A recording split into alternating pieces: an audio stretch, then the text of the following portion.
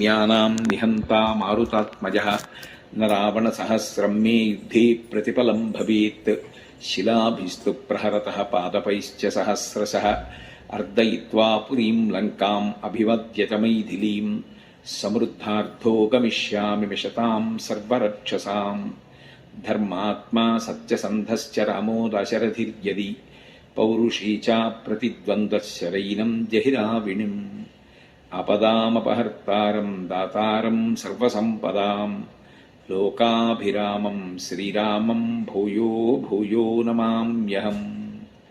హరి ఓం. పరమేశ్వర స్వరూపైన సభకి నమస్కారం. కళ్యాణీ బతగాదీయం లౌకికీ ప్రతిభాతిమా ఏతి జీవంతి మానందో నరం వర్ష శతాదపి. సుందరకాండలో శుభవార్త విన్న తర్వాత సీతమ్మ తల్లి నోటి వెంట వచ్చినటువంటి మాట, అది ఆర్షవాక్కు. అందులో ఆ తల్లి జాతికి అంతటికీ కూడా సందేశాత్మకమైనటువంటి విషయాన్ని తెలియచేస్తోంది. ఏ వ్యక్తి అయితే 100 సంవత్సరములు అంటే ఈశ్వరుడు ఇచ్చినటువంటి ఆయుర్దాయాన్ని పరిపూర్ణంగా అనుభవిస్తాడు. శతమానం భవతి అని కాదు, 100 సంవత్సరముల ఆయుర్దాయాన్ని పరిపూర్ణంగా మధ్యలో తనంత తానుగా త్రుంచివేయకుండా అనుభవిస్తాడో అటువంటి వ్యక్తి ఒకవేళ 99 సంవత్సరముల 364 రోజుల 23 గంటల 59 సెకండ్లు 59 నిమిషాలు పోని అశుభవార్తలే వింటూ దుఃఖంతో బ్రతికినా ఆయుర్దాయం పూర్తయిపోయేటటువంటి ఆఖరి నిమిషంలోనైనా శుభవార్త విని తీరుతాడు. ఆ మాట ఆవిడ ఎందుకంటోంది అంటే దాని వెనకాతల వైదికమైనటువంటి సిద్ధాంతం ఒకటి ఉన్నది. ఒక్కొక్క లోకానికి ఈశ్వరుడు ఒక్కొక్క లక్షణాన్ని పెడతాడు. వేదంలో ఆయా లోకములు, ఆ లోకములకు వెళ్ళేటటువంటి జీవుల యొక్క శరీరాల గురించి మాట్లాడతారు. దీన్ని మర్త్యలోకము అంటారు. ఈ మర్త్యలోకానికి ఒక లక్షణం ఉంటుంది. ఏ శరీరంతో జీవుడు వచ్చాడో ఆ శరీరాన్ని జీవుడు ఇక్కడ విడిచిపెట్టి జీవుడు వెళ్ళిపోవాలి తప్ప శరీరాన్ని పట్టుకుని వెడతాను అంటే కుదరదు. ఇతర లోకాలు కొన్ని ఉంటాయి, ఆ లోకాల్లో సశరీరులై వెళ్ళడానికి అవకాశం ఉంటుంది. కానీ ఈ లోకంలో పుట్టినటువంటి వాడికి మాత్రం చిట్ట చివర ప్రాణోత్క్రమణం అయిపోయేటటువంటి సమయంలో శరీరంతో కలిసి వెడతానంటే కుదరదు. జీవుడు శరీరము నుండి నిర్గమించి శరీరం ఇక్కడ పడిపోతుంది, పంచభూతాల్లో కలిసిపోతుంది, తాను మాత్రం వెళ్ళిపోతాడు జీవుడు. ఈ వెళ్ళిపోయేటటువంటి ప్రక్రియ ఒక ప్రధాన లక్షణమైతే, రెండవ ప్రధాన లక్షణం మర్త్యలోకానికి ఎవరిని పంపించాలి అంటే ఈశ్వరుడు పాపపుణ్యములు రెండింటినీ కూడా సుఖదుఖముల రూపములో అనుభవించడానికి యోగ్యమైన జీవుడెవరో వాణ్ణి మాత్రమే ఇక్కడికి పంపిస్తారు. కేవలం పుణ్య ఫలితమే అనుభవించాలనుకోండి, వాళ్ళు ఈ లోకానికి రారు, వాళ్ళు దేవలోకానికి పెడతారు. ఎందుకంటే దేవతలు అందుకే త్రిదశులు అని పేరు, వాళ్ళకి వికారం ఉండదు. ఎప్పుడూ 30 సంవత్సరముల లోపు వయస్సు కలిగినటువంటి శరీరంతో ఉంటారు. అందుకని వాళ్ళు దేవలోకవాసులై ఉంటారు. కేవలం ఎప్పుడూ తమోగుణ రజోగుణంతో ఉండాలి అనుకుంటే వాడికి పాపకర్మతో కూడుకున్నటువంటి జీవనం, ఎప్పుడూ ఇతరులను బాధించాలనేటటువంటి ఆలోచనే ఉండాలనుకున్నవాడు అధోలోకాలకు పెడతాడు. కాదు, పాపము పుణ్యము రెండూ ఉండి రెండింటి ఫలితాన్ని సుఖము దుఃఖము అన్న రూపాల్లో అనుభవించాలి అంటే మర్త్యలోకానికి పంపిస్తారు, ఈ లోకానికి పంపిస్తారు. అందుకే ఈ లోకంలో పూర్తి దుఃఖము ఉండదు, ఎవ్వరికి పూర్తి సుఖము ఉండదు. అన్నీ ఉన్నా కూడా ఎక్కడో ఏదో దుఃఖం వస్తుంది. ఎందుకని అంటే ఎక్కడో గత జన్మలలో చేసుకున్నటువంటి కర్మ దుఃఖ రూపంలో వస్తుంది. సుఖము గత జన్మలలో చేసుకున్నటువంటి పుణ్యం సుఖ రూపంలో వస్తుంది.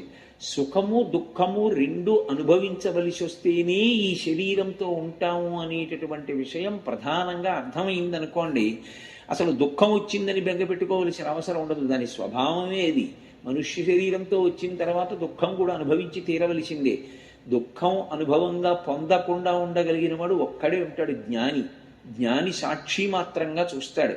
అందుకని ఆయన దానికి అతీతుడు అవుతాడు. కాబట్టి కళ్యాణీ బతగాదేయం లౌకికీ ప్రతిభాతిమా ఏతి జీవంతిమానందో నరం వర్ష శతాదపి. 100 సంవత్సరముల పాటు ఎన్ని కష్టాలు వచ్చినా తట్టుకుని నిలబడగలిగితే, ఆ ఓర్పు చూపించగలిగితే శుభవార్త వినకపోవడం అనేటటువంటిది మాత్రం ఉండదు. శుభవార్త విని తీరుతాడు అని సీతమ్మ స్వామి హనుమ వచ్చి రామచంద్రమూర్తి యొక్క క్షేమవార్త చెప్పి తనని చాలా తొందరలోనే మళ్ళీ రాముడితో కలిసి పట్టాభిషేకం పొందేటటువంటి అవకాశం పొందుతుంది అని ఆమె ఆశ్వాసం పొందేటట్టుగా పలికినటువంటి పలుకులు విన్న తరువాత ప్రతిస్పందించినటువంటి తీరు ఇది ఎప్పుడైనా కష్టాల్లో ఉన్న వాళ్ళకి గొప్ప ఉపశాంతి కల్పిస్తుంది. ఎందుకని అంటే అది ధర్మ సంబంధమైనటువంటిది. ఏదో ఊహ మీద పర్వాలేదులేండి మీకు బాగుంటుంది తప్పకుండా అన్నమాట కాదు. దానికి భగవంతుడు నిర్దేశించినటువంటి విధానము ప్రాతిపదిక అయి ఉన్నది. అందుకే సీతమ్మ తల్లి చెప్పినటువంటి ఈ శ్లోకానికి సుందరకాండలో ఎనలేని ప్రాధాన్యత ఇస్తారు. సీతామాత యొక్క దర్శనం పూర్తయిపోయింది. అమ్మవారి దగ్గర సెలవు తీసుకుని, అమ్మ నేను మళ్ళీ ఉత్తర తీరాన్ని చేరుకోవాలి, అక్కడ ఉన్నటువంటి వానరుల్ని కలవాలి, వాళ్ళందరూ ప్రాణాలు అరిచేతిలో పెట్టుకుని శుభవార్త కోసం ఎదురు చూస్తూ ఉంటారు, వాళ్ళని కలిసి నేను మళ్ళీ రామచంద్రమూర్తి దగ్గరకు వెళ్ళి నీ క్షేమవార్త నివేదించి వానరులతో కలిసి సముద్రాన్ని దాటి ఈవలి ఒడ్డుకు వచ్చి లంకలో రావణాసురుడితో యుద్ధం చేసి రాక్షసుల్ని నిహతులను చేసిన తరువాత నువ్వు రామచంద్రమూర్తితో కలిసి పట్టాభిషేకం పొందడానికి యోగ్యమైన స్థితిని కల్పించవలసి ఉంటుంది. కాబట్టి తల్లి నేను నీ దగ్గర సెలవు తీసుకుని బయలుదేరుతానన్నారు. అమ్మవారు అనుజ్ఞనిచ్చింది. ఆయన చేతిలో అమ్మవారిచ్చినటువంటి ఆభరణాన్ని పట్టుకున్నారు. ఆయన సముద్రాన్ని దాటి వచ్చేటప్పుడు రామచంద్రమూర్తి ఇచ్చినటువంటి ఉంగరాన్ని తన యొక్క కొప్పులో దోపుకుని తీసుకొచ్చారు. ఎందుకంటే శిరస్సు అత్యంత పూజనీయమైనటువంటి స్థానం. సర్వస్య గాత్రస్య శిరప్రధానం అని.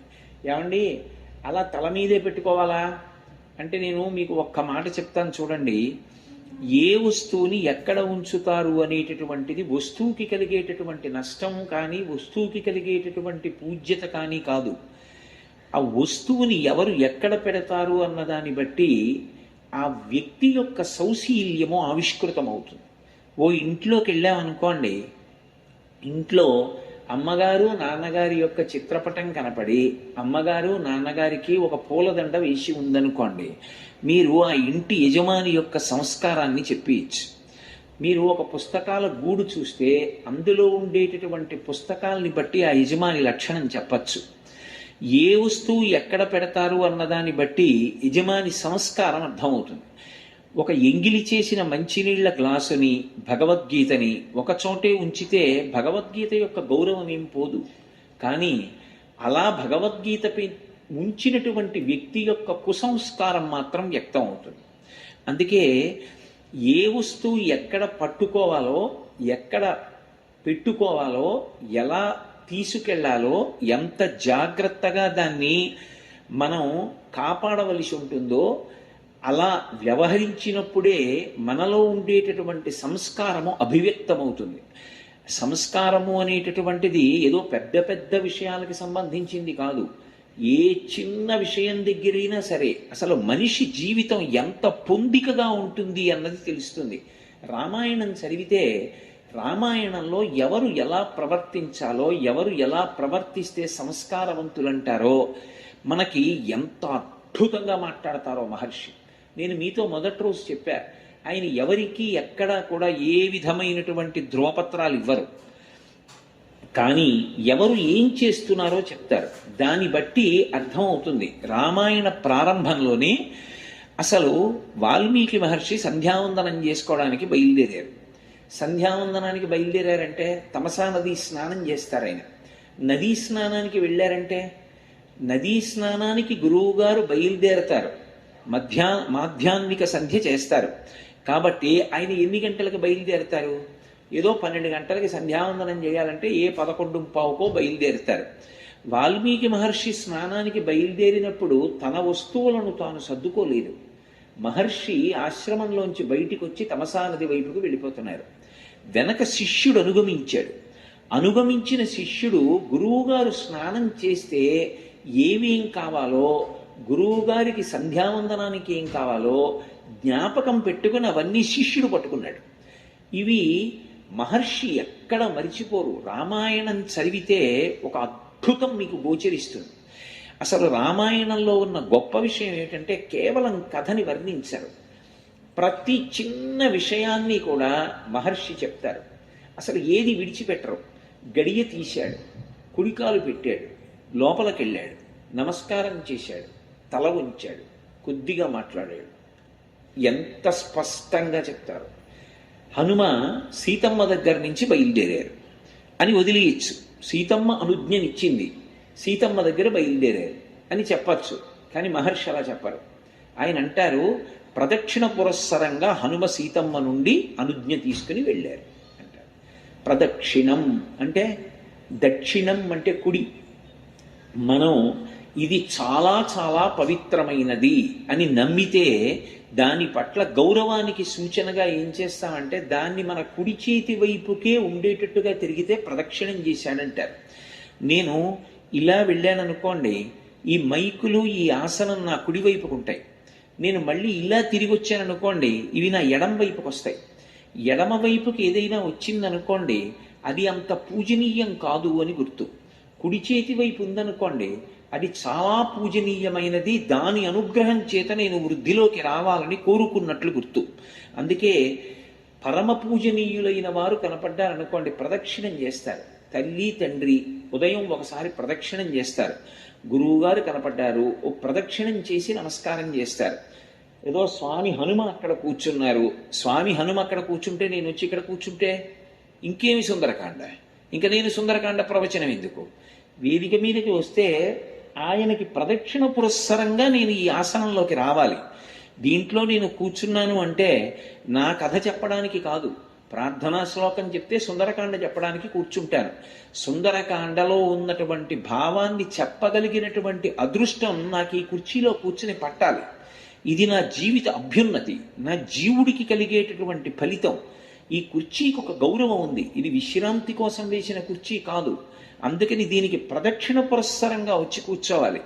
మీరు దేని పట్ల గౌరవాన్ని చూపిస్తున్నారో, ఏది మీ మనసులో అత్యంత పూజనీయమైనదో దానికి ప్రదక్షిణంగా వెళ్ళాలి తప్ప అప్రదక్షిణంగా వెళ్ళకూడదు. విడితే ఏమవుతుందండి? మా మనసులో ఉంటే సరిపోదా? అదో మెట్ట వేదాంతం. నా కొడుకు మీద నాకు ప్రీతి ఉందనుకోండి, నాకు కాకినాడలో ఎవరో బుట్టడు కొత్తపల్లి కొబ్బరి మామిడి పళ్ళు తీసుకొస్తే పంపించకుండా ఉండగలనా? ఏమి కొడుకు మీద ప్రేమ ఉంటే చాలదా? దాన్ని చూపించాలా? మరి మామిడి పళ్ళు ఎందుకు పంపించావు? కొడుకు మీద ప్రేమ ఉంటే చాలగా. కొడుకు దగ్గరికి వచ్చేటప్పటికి మామిడి పళ్ళు పంపిస్తే తప్ప తీరదా? ఈశ్వరుడి దగ్గరికి వచ్చేటప్పటికి పూజ అక్కర్లేదు, మనసులో ఉంటే సరిపోతుందా? ఏమి మెట్ట వేదాంతం, ఏమి అక్కర్లేని వాదన. నీకు నిజంగా మనసులో ఆ భావన ఉన్నది, ప్రదక్షిణ పురస్సరంగా వెళ్ళాలి.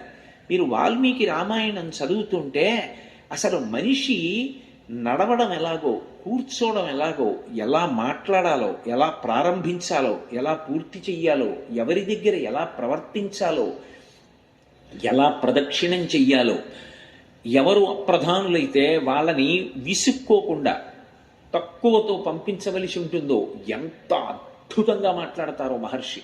అందున ప్రత్యేకించి బాలకాండలో విశ్వామిత్రుడు మాట్లాడుతున్నటువంటి మాటలు చదువుతుంటే శిల్పాన్ని చిక్కుతాడు అసలు. ఏదో ఇవాళ పర్సనాలిటీ డెవలప్మెంట్ అని ఎక్కడెక్కడ విషయాలు చెప్తారు. విశ్వామిత్రుడి కన్నా పర్సనాలిటీ డెవలప్మెంట్ని చూపించినటువంటి వాడు ఇప్పటి వరకు నాకు ఏ పుస్తకంలోనూ కనపడలేదు. అసలు రాముణ్ణి చెక్కిన వారెవరు అంటే విశ్వామిత్రుడు. ఎంత అద్భుతంగా చెప్పాడు. అసలు వైవాహిక జీవితం గురించి రాముడికి అవగాహన కల్పిస్తాడు. గౌతమ మహర్షి ఆశ్రమానికి తీసుకెళ్లి విశ్వామిత్రుడు మాట్లాడుతుంటే రాముడు స్థాణు అయిపోయి నరుడిగా వచ్చాడు కదూ, నోరు తెరుచుకుని అలా ఉండిపోతాడు. ఓ, ఒక భార్య ఇలా నిర్ణయించగలదన్నమాట వ్యక్తి గౌరవాన్ని. తను ఎంత గొప్పవాడైనా కావచ్చు, భార్య అలా కలిసి వచ్చేది కాకపోతే ఎంత గౌరవాన్ని పురుషుడు సంపాదించుకున్నా ఆ పురుషుడి గౌరవం నిలబడదు. సీతమ్మ నిన్న హనుమతో పాటు ఆయన వీపు మీద కూర్చుని వెళ్ళిపోయి ఉండుంటే ఇవాళ సీతారాముల గురించి ఇంత గొప్పగా చెప్పుకుని ఉండేవాళ్ళమా? అది ఎంత పవిత్ర స్థానమో, ఎంత శాంతి స్థానమో మహర్షి ఎంత అద్భుతంగా మాట్లాడతారు. అందుకే శ్రీరామాయణం ఆదికావ్యమైంది. శ్రీరామాయణంలో మీరు జాగ్రత్తగా ఏదో శ్లోకాన్ని చదివానంటే చదివానని కాకుండా పద్ధతిగా పరమ పవిత్రంగా గ్రంథాన్ని చదవగలిగితే శ్రీరామాయణం మనిషి జీవితం మీద విశేషమైనటువంటి ప్రభావాన్ని చూపిస్తుంది. అందుకే అమ్మవారి దగ్గర సెలవు తీసుకున్నప్పుడు ప్రదక్షిణ పురస్సరంగా పెడతారు.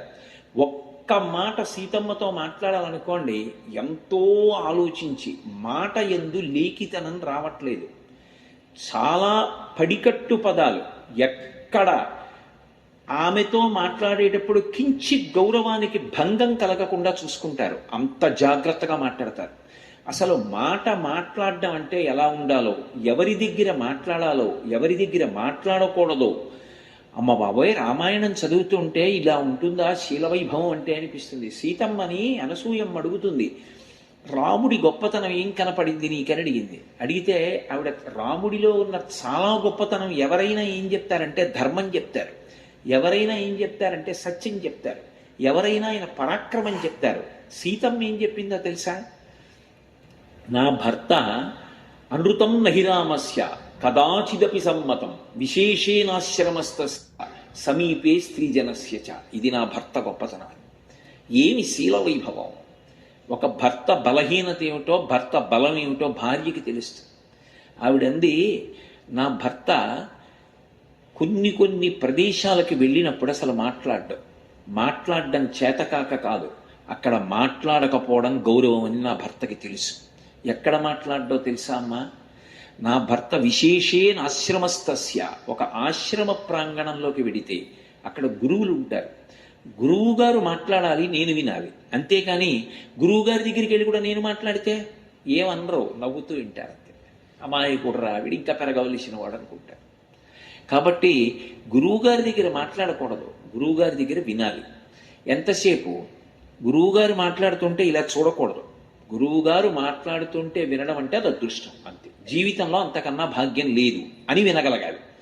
కాబట్టి విశేషేణ ఆశ్రమస్తస్య, పురుషులకు సహజ బలహీనత ఉంటుంది అని సీతమ్మ అనలేదు. అనకుండా ఒక మాట అంది, చాలామంది స్త్రీలు ఎక్కడైనా ఉంటే అటువంటి చోట ఎక్కువ మాట్లాడుతూ ఉంటాడు పురుషుడు. ఎందుకంటే ఏదో తన గొప్పతనాన్ని ఆవిష్కరించుకోవడానికి ఆ మాట తీరులో చిన్న తేడా వచ్చేస్తుంది. కానీ అమ్మా, నా భర్త స్త్రీలు ఉంటే మాట్లాడటం ఎందుకో తెలుసా? పొర్రపాటున నోట్లో తనని తాను పొగుడుకోవడం వస్తుందేమో, తనని తాను పొగుడుకుంటే తాను మరణించినట్టు. అందుకని తాను మాట్లాడ్డమ్మా. ఈ రెండు చోట్ల అంత నిగ్రహం ప్రదర్శిస్తాడు. అటువంటి భర్త దొరకడం నా అదృష్టం. నిజంగా శీల వైభవం అంటే, ఒక భార్య మాట్లాడితే భర్త గురించి ఎలా ఉంటుంది, ఒక తండ్రి మాట్లాడితే కొడుకు గురించి ఏ కోణానికి పొంగిపోతాడు, ఒక తమ్ముడు మాట్లాడితే ఏ కోణానికి పొంగిపోతాడు, ఒక అన్న మాట్లాడితే దేనికి పొంగిపోతాడు, ఒక శిష్యుడి గురించి గురువు మాట్లాడితే దేనికి పొంగిపోతాడు. రాముడు అనుబంధములు అని సాలెపురుగు గూడు మధ్యలో సాలెపురుగు ఉండి చుట్టూ దారాలు అల్లినట్టు కేవలం రామచంద్రమూర్తి సంబంధములు అని రామాయణాన్ని పరిశీలనం చేశారనుకోండి, అసలు ఒక మనిషి ఇలా బ్రతకాలా అనిపిస్తుంది. ఇలా బ్రతకడంలో మనం ఏం బ్రతుకుతున్నాం అసలు అని మనకి మనం పరిశీలనం చేసుకోవలసి వస్తుంది. అంత అద్భుతమైనటువంటి నడవడి రామాయణం. ప్రవర్తనకి సంబంధించినటువంటి శాస్త్రం, వేదోపబృంహణం. అందుకే ఎక్కడైనా సరే ఎవరు ఎలా ప్రవర్తించారు అనేటటువంటి దాన్ని కించిత్ కూడా దాచకుండా మాట్లాడతారు. మాట్లాడడంలో గమ్మత్తు ఏమిటంటే, ఇతను మంచి పని చేశాడు అని చెప్పరు, ఇతను చెడ్డ పని చేశాడు అని మహర్షి చెప్పరు. ఏమిటో ఇవాళ ఈ కోణంలోకి వెళ్ళిపోతే వచ్చిన బలహీనత ఏమిటంటే అది ఆగదు. మళ్ళీ కథలోకి రావడానికి కొంత సమయం తీసేసుకుంటుంది. ఏ కోణం పట్టుకున్నానో ఆ కోణంలో వెళ్ళిపోతూ ఉంటుంది. ఇంకా ఒక్కటి చెప్పి వదిలేస్తాను ఆ కోణం. రాముడు అరణ్యకాండలో మంచి పుష్యమాసం నడుస్తోంది, విపరీతమైన చలి. ఆయన స్నానానికి వెళ్ళాడు. ఆయన స్నానం చేస్తున్నాడు నదీ తీరంలో అని చెప్పి వదిలిచ్చు మహర్షి ఒక మాట చెప్పారు. ఏమనంటే, ఒక ఏనుగు ముందు రోజు రాత్రి నూనె పదార్థం ఎక్కువ ఉన్నటువంటి పదార్థాన్ని తినేసింది. ఏదో కొన్ని దుంపల్లో నూనె ఎక్కువ ఉంటుంది కదండి, అటువంటి దుంపలేవో తింది. దానికి రాత్రి దాహం వేసి అది సాయంకాలాలు పెడతాయి నీళ్లు తాగడానికి. అది తెల్లవారుజామున వచ్చింది. దాహం ఆపుకోలేక వచ్చి అది నీళ్లు తాగాలి. ఎదురుగుండా నది ఉంది, అది తొండం పెడుతోంది, నీళ్లు లాగట్లేదు, తొండం తీసేస్తోంది. ఎందుకని అంటే నీళ్లు జిర్రున తొండంలోకి తీసుకోవడానికి చలి ఎలా ఉందో అంత చల్లగా ఉన్నాయి నీళ్లు. అది తొండంలోకి లాగి నోట్లో పోసుకోవడానికి అమ్మో ఇంత చల్లటి నీళ్ళ అని పోసుకోవట్లేదు. దాహం వేస్తోంది కానీ తాగాలి, కానీ తాగట్లేదు. అది తొండం పెట్టి వదిలేస్తోంది, తొండం పెట్టి వదిలేస్తోంది. రాముడు స్నానం చేశాడు. ఏం చెప్పారు మహర్షి అంటే, ఆ కాలమునందు ఏం చెయ్యాలని శాస్త్రం చెప్పిందో రాముడు అది చేసేస్తాడు. అలానే ఎక్కడైనా చెప్పారా మహర్షి? అలా ఆయన ఏం కితాబులు ఇవ్వరు. కానీ ఎవరి నడవడి ఏమిటో, శాస్త్రానికి ఎవడు ఎంత కట్టుబడిపోతాడో. తస్మాత్ శాస్త్రం ప్రమాణంతే కార్యాకార్యం వ్యవస్థితం. ధర్మము అంటే పట్టుకున్నది ధర్మం, తెలిసినది ధర్మం కాదు. అందుకే ఎందుకు సుందరకాండ అయింది అంటే, సీతమ్మ 1000 టన్నుల ప్రశ్న వేసింది రావణాసురుడు. ఇహ సంతో నవాసంతి సతోవా నానువర్తసే తథాహి విపరీతాతే బుద్ధిరాచారవర్జిత అని అడిగింది. అసలు ఇక్కడ మంచి చెప్పేవాళ్ళు లేరా? ఒకవేళ మంచి చెప్పేవాళ్ళు ఉన్నా నువ్వు వినవా? ఎక్కడుంది నీతో సమస్య అని అడిగింది. అయ్య బాబోయ్, ఎంత పెద్ద ప్రశ్న అండి. తెలియకపోవడం ఎప్పుడూ తప్పు కాదు. ఏ మనుష్యుడు కూడా సంపూర్ణమైనటువంటి జ్ఞాని కాలేడు. ఎవరో ఎక్కడో కారణజన్ములై కోట్ల మందిలో ఒకడవుతాడు. కానీ ఒక మంచి మాట విన్నప్పుడు ఇది మంచి మాట అని అంగీకరించలేకపోతే, అది మంచిది అని మనసు చెప్తున్నా కూడా దాన్ని అనుష్ఠానంలోకి తెచ్చుకోవడానికి ఆభిజాత్యం అడ్డొస్తే వాడిని ఉద్ధరించగలిగిన వాడు మాత్రం ఎవరూ ఉండడు. అందుకే లంక గురించో మాట అంటారు, ఇమాంత విషమాం దుర్గాం లంకాం రావణపాలితాం ప్రాప్యాసి స మహాబాహు కింకరిష్యతి రాఘవ. ఇంత మూర్ఖుడు పరిపాలిస్తున్న చోటికి రాముడే వస్తే మాత్రం ఏం చేస్తాడు? ఇక్కడ మూర్ఖత్వానికి పోయిన వాడిని ఉద్ధరించడానికి పరమేశ్వరుడే వచ్చి చెప్పినా వాడు మాట వింటాడు.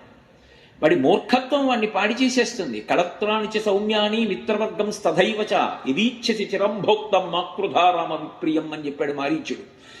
ఉరే, చేసినవి ఎన్నో తప్పులు చేశావు, హాయిగా ఆనందం అనుభవిస్తున్నావు, ఇంతమంది కాంతలతో ఉన్నావు, కాంచనలంకలో ఉన్నావు, కావలసిన భక్ష్యభోజ్యములను స్వీకరిస్తున్నావు, ఒక్క సీతమ్మ జోలికి వెళ్ళకరా, బతికేస్తావు. ఒక్క సీతమ్మ జోలికి వెడితే పుత్రమిత్ర కళత్రాదులతో నశించిపోతావు, వదిలేయి అన్నాడు. విన్నాడా?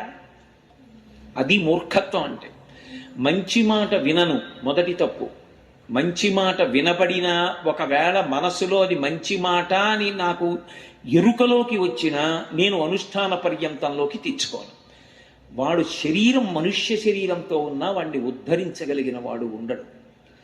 స్వామి వెనక్కి రండి, సీతమ్మ తల్లి దగ్గర అనుజ్ఞ తీసుకొని ఆ తల్లికి ప్రదక్షిణం ఆచరించి ఆ తల్లి దగ్గరే సెలవు తీసుకున్నారు. పృష్ఠభాగం చూపించారు. పెద్దల దగ్గర నుంచి వెళ్ళేటప్పుడు పృష్ఠభాగం చూపించకుండా జాగ్రత్త పడతారు వెనక్కి నడుస్తూ. అది మర్యాద అలా ఉంటుంది. మహాభారతం విరాట పర్వంలో ఉత్తర కుమారుడు సారథ్యం చేస్తుంటే అర్జునుడు అంటాడు, నువ్వు యుద్ధరంగంలో రథం నడిపేటప్పుడు ఎవరి దగ్గరికి వెళ్ళినప్పుడు ఎలా నడిపినా పర్వాలేదు, ద్రోణాచార్యుల వారి దగ్గరికి రథం ఎప్పుడు వెళ్ళినా ఆయన నా కుడివైపు ఉండాలి, కానీ ఎడం వైపు ఆయన ఉండేటట్టుగా రథం నడపవద్దు. ఎందుకో తెలుసా? ఆయన నా గురువు, వారు నా కుడి పక్కన ఉండాలి, పూజనీయులు. ఎట్టి పరిస్థితుల్లో వారు ఎడం పక్కకి రాకూడదు. ఇదొక్కటి జ్ఞాపకం పెట్టుకో. ఎట్టి పరిస్థితుల్లో ద్రోణాచార్యుల వారి ముందు నా రథం ఉంచకు. వారు బాణం వేస్తే వేస్తా, నా అంత నేను వారి మీద బాణం వేయను. ఒక గురువు అంత కట్టుబడిపోయాడు. తనని తాను పొగుడుకుంటే చచ్చిపోయినట్టు లెక్క అని ఒకప్పుడు నేను చచ్చిపోతానని ప్రతిజ్ఞ చేశాడు అర్జునుడు పొరపాటున. అనేశాడు, చటుక్కుని ధర్మరాజు గారి దగ్గర అనేశాడు. అలా అనేశాడు కాబట్టి ఇప్పుడు చనిపోయి తీరాలి. శ్రీకృష్ణ పరమాత్మ ఆపదకి అడ్డొచ్చి ఒక మాట అన్నారు, నువ్వు చచ్చిపోయినట్టుగా ఎప్పుడవుతుంది అంటే నిన్ను నువ్వు ఒక్కసారి పొగిడేసుకో సభలో సరిపోతుందన్నారు. ఒకసారి పొగిడేసుకున్నాడు. రామాయణ భారత భాగవతాలు ఎందుకు వచ్చాయంటే మనిషిగా బ్రతకడం నేర్పడం కోసం వచ్చాయి. ఎంత ఎదిగినా నేనెంతటి వాడినండి అనడానికి ఎంతో సంస్కారం ఉండాలి. నేనెంతటి వాడినో తెలుసా అనడానికి అహంకారం ఒక్కటి ఉంటే చాలు. నిజంగా ఏవి రామాయణం, అదో అమృత ధార, ఆదికావ్యం, మహర్షి అంత అద్భుతంగా అందించారు. ఆయన అంటారు, అల్పశేషమిదం కార్యం దృష్టేయమసి తేక్షణ త్రీనుపాయానతిక్రమ్య చతుర్థమిహ విద్యతే అంటారు. అల్పశేషమిదం కార్యం, అమ్మవారి ఆభరణం చేతిలోకి వచ్చింది కదూ, ఆయన స్థితి మారిపోయింది. ఇప్పుడు ఎక్కడ భయం లేదు. ఇప్పటి వరకు రామదాసుడిగా వచ్చి సీతాన్వేషణం చేస్తే సూర్యే చాస్తం గతేరాత్రౌ దేహం సంక్షిప్య మారుతి వృషదంశకమాత్ర సన్ బభువాద్భుత దర్శన, పిల్లి పిల్లంత వారై అన్వేషణ చేశారు. అమ్మవారి ఆభరణం చేత్తో పట్టుకుంటే చూడామణి ఎక్కడ లేని ధైర్యం వచ్చేసింది. అది శాక్తేయమైన ఆభరణం. వెంటనే ఆయన ఒక మాట అనుకున్నారు మనసులో, అల్పశేషమిదం కార్యం, పెద్ద పని అయిపోయింది. అసలు సీతమ్మ దర్శనం చేయడం చాలా పెద్ద పని. ఎందుకని అంటే సీతమ్మ దర్శనం నా ప్రయత్నం వల్ల ఉండదు. సీతమ్మ దర్శనం సీతమ్మ అనుగ్రహం మీద ఆధారపడింది. తల్లి అనుగ్రహం ఇచ్చింది, నాకు దర్శనం ఇచ్చింది, కాబట్టి అది పెద్ద పని. ఇక రెండవ పని, అల్పశేషమిదం కార్యం దృష్టేయమసితేక్షణ త్రీనుపాయానతిక్రమ్య చతుర్థమిహ విద్యతే. 3 ఉపాయములను దాటి 4వ ఉపాయము ద్వారా ఒక్కసారి రావణాసురుణ్ణి చూడాలి. ఒక్కసారి రావణాసురుణ్ణి చూసి అతనితో మాట్లాడాలి. దానికి 3టిని దాటాలి. ఏ 3 దాటాలి? సామము పనికిరాదు. ఎందుకంటే మంచి మాట వినేటటువంటి లక్షణం ఆయన యందు లేదు. ఒక వ్యక్తి గురించి అంచనా వేసేటప్పుడు ఏ పక్షపాతంతో సంబంధం లేకుండా వ్యక్తిని వ్యక్తిగా ప్రేమించు. సంఘటనని బట్టి ఒక వ్యక్తి యొక్క శీలాన్నంతటినీ తప్పు చేసి మాట్లాడకూడదు. మీరు రామాయణం చదివితే రాముడికి ఉన్న గొప్ప గుణాల్లో ఒకటి ఏమిటంటే అందరినీ అడుగుతాడు ఏదైనా పని చేసే ముందు. అందరూ చెప్పింది వింటాడు, తన నిర్ణయం చెప్తాడు. చెప్పి ఇది నా బుద్ధికి తోచింది అనడు. శాస్త్రం ఇలా చెప్పింది, పెద్దలు ఇలా చెప్పారు కాబట్టి ఇలా చేస్తానంటాడు. ఒకడు తప్పు చేశాడు అనుకోండి, దిద్దుకునే అవకాశం ఇస్తాడు. మనిషి మంచిని ప్రేమిస్తాడు. ఏది బలహీనతగా తనకి అర్థమైందో ఆ బలహీనత వలన ఇక కార్యం చెడుతుందనుకున్న కార్యాన్ని ఆ బలహీనత ఉన్నవాడికి అప్పగించడం దిద్దుకునే వరకు. అసలు రాముడి లాంటి నాయకుడు మీకు కనపడడు. రాముణ్ణి ఉపాసన చేస్తే అద్భుతమైనటువంటి నాయకుడు తయారవుతాడు దేశంలో. కాబట్టి ఇప్పుడు ఆయన ఆలోచిస్తున్నారు, సామము రావణుని యందు పని చెయ్యదు.